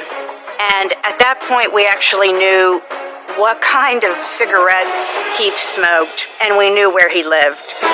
Police hatch a plan to secretly obtain a sample of Scott Keefe's DNA. We didn't at that point want to obtain a subpoena to obtain DNA from him directly because we wanted to interview him first. We wanted to set that up in the most advantageous possible way, and we were concerned that he was a flight risk. It was very important to us to be very careful about who knew he was a suspect and who we shared that information with. And it was also very important to us to not be caught doing surveillance. In 1998, Scott's life had kind of come full circle from where it was in 1984. In 1984, he was living at home with his parents. He had gone on to live with a girlfriend and then marry. They'd had a child together, but then they split up and got divorced, and in 1998, he was back home living with his mom. Under Pennsylvania law, trash was considered to be abandoned property once it was put out in front of the house for collection. So Detective Whitney immediately took custody of it, took it directly to the laboratory that was doing the DNA analysis. I knew I was going to get a definitive answer one way or the other. Could be him, could be somebody else. It was that anticipation of I'm going to get a final result here that's going to matter a great deal in this investigation.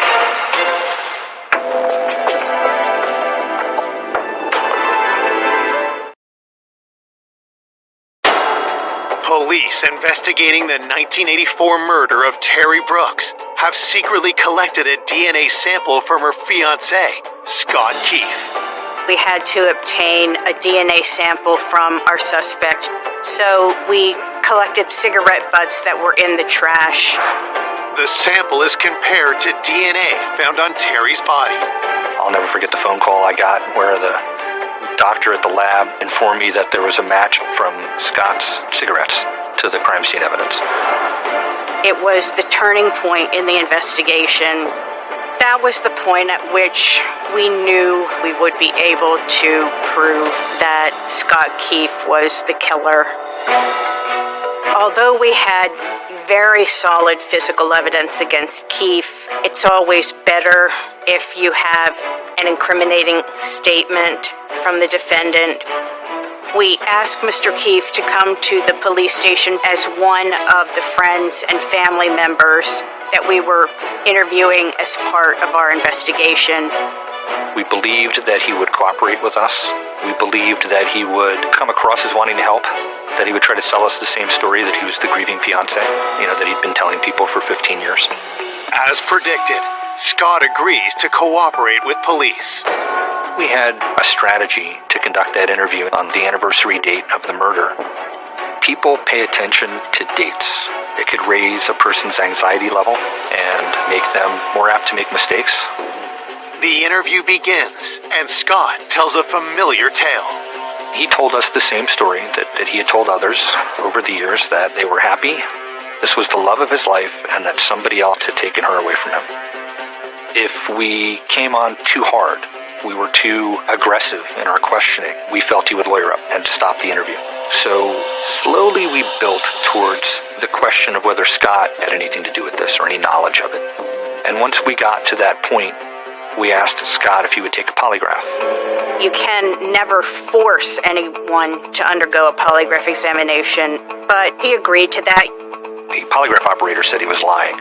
So now Scott started to say things like, I didn't mean for this to happen. But then he caught himself and said, but I didn't do it. But over time, that culminated at one point in him saying, she came at me first. And that was the first time he put himself at the scene. Investigators keep the pressure on, and finally, Scott breaks.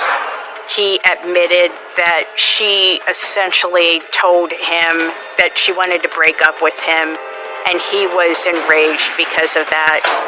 At one point, he punched her in the face. They struggled for a while in that kitchen prep area. A knife had fallen onto the floor, and he knocked her down and straddled her, choking her and banging her head repeatedly against the floor. But then he grabbed the knife and stabbed her with it, and it stuck into her throat.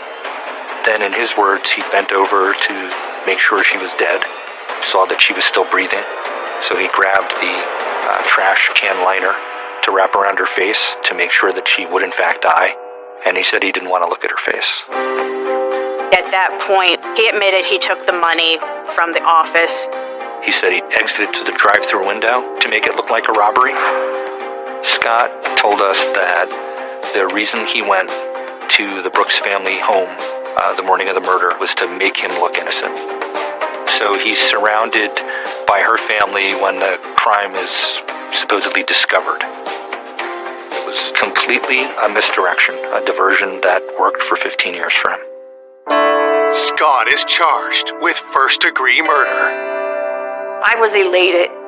I was like, thank God they finally nailed him. Because we waited a long time. Getting the answers of who killed my sister really gave my dad some comfort. But I think he was still in disbelief that Scott did it. We were just so happy we could tell her family that the person who had killed their daughter was in prison, and we were confident he was going to be convicted. At trial, Scott Keefe is found guilty and sentenced to life in prison. Terry was a tremendous young person who had unlimited potential. She had good relationships with her family. It's really a terrible tragedy that her life ended this way. It's just so sad that somebody so young, because of standing up for themselves and wanting to move forward in their lives, gets their life cut short. Terry would have had a very bright future, and I'm sure she would have had a ton of kids, and we'd be hanging out right now. Terry would love to be remembered with those big eyes, that smile, her kindness in her heart, and a person with a goal. She was truly a lovely, lovely person.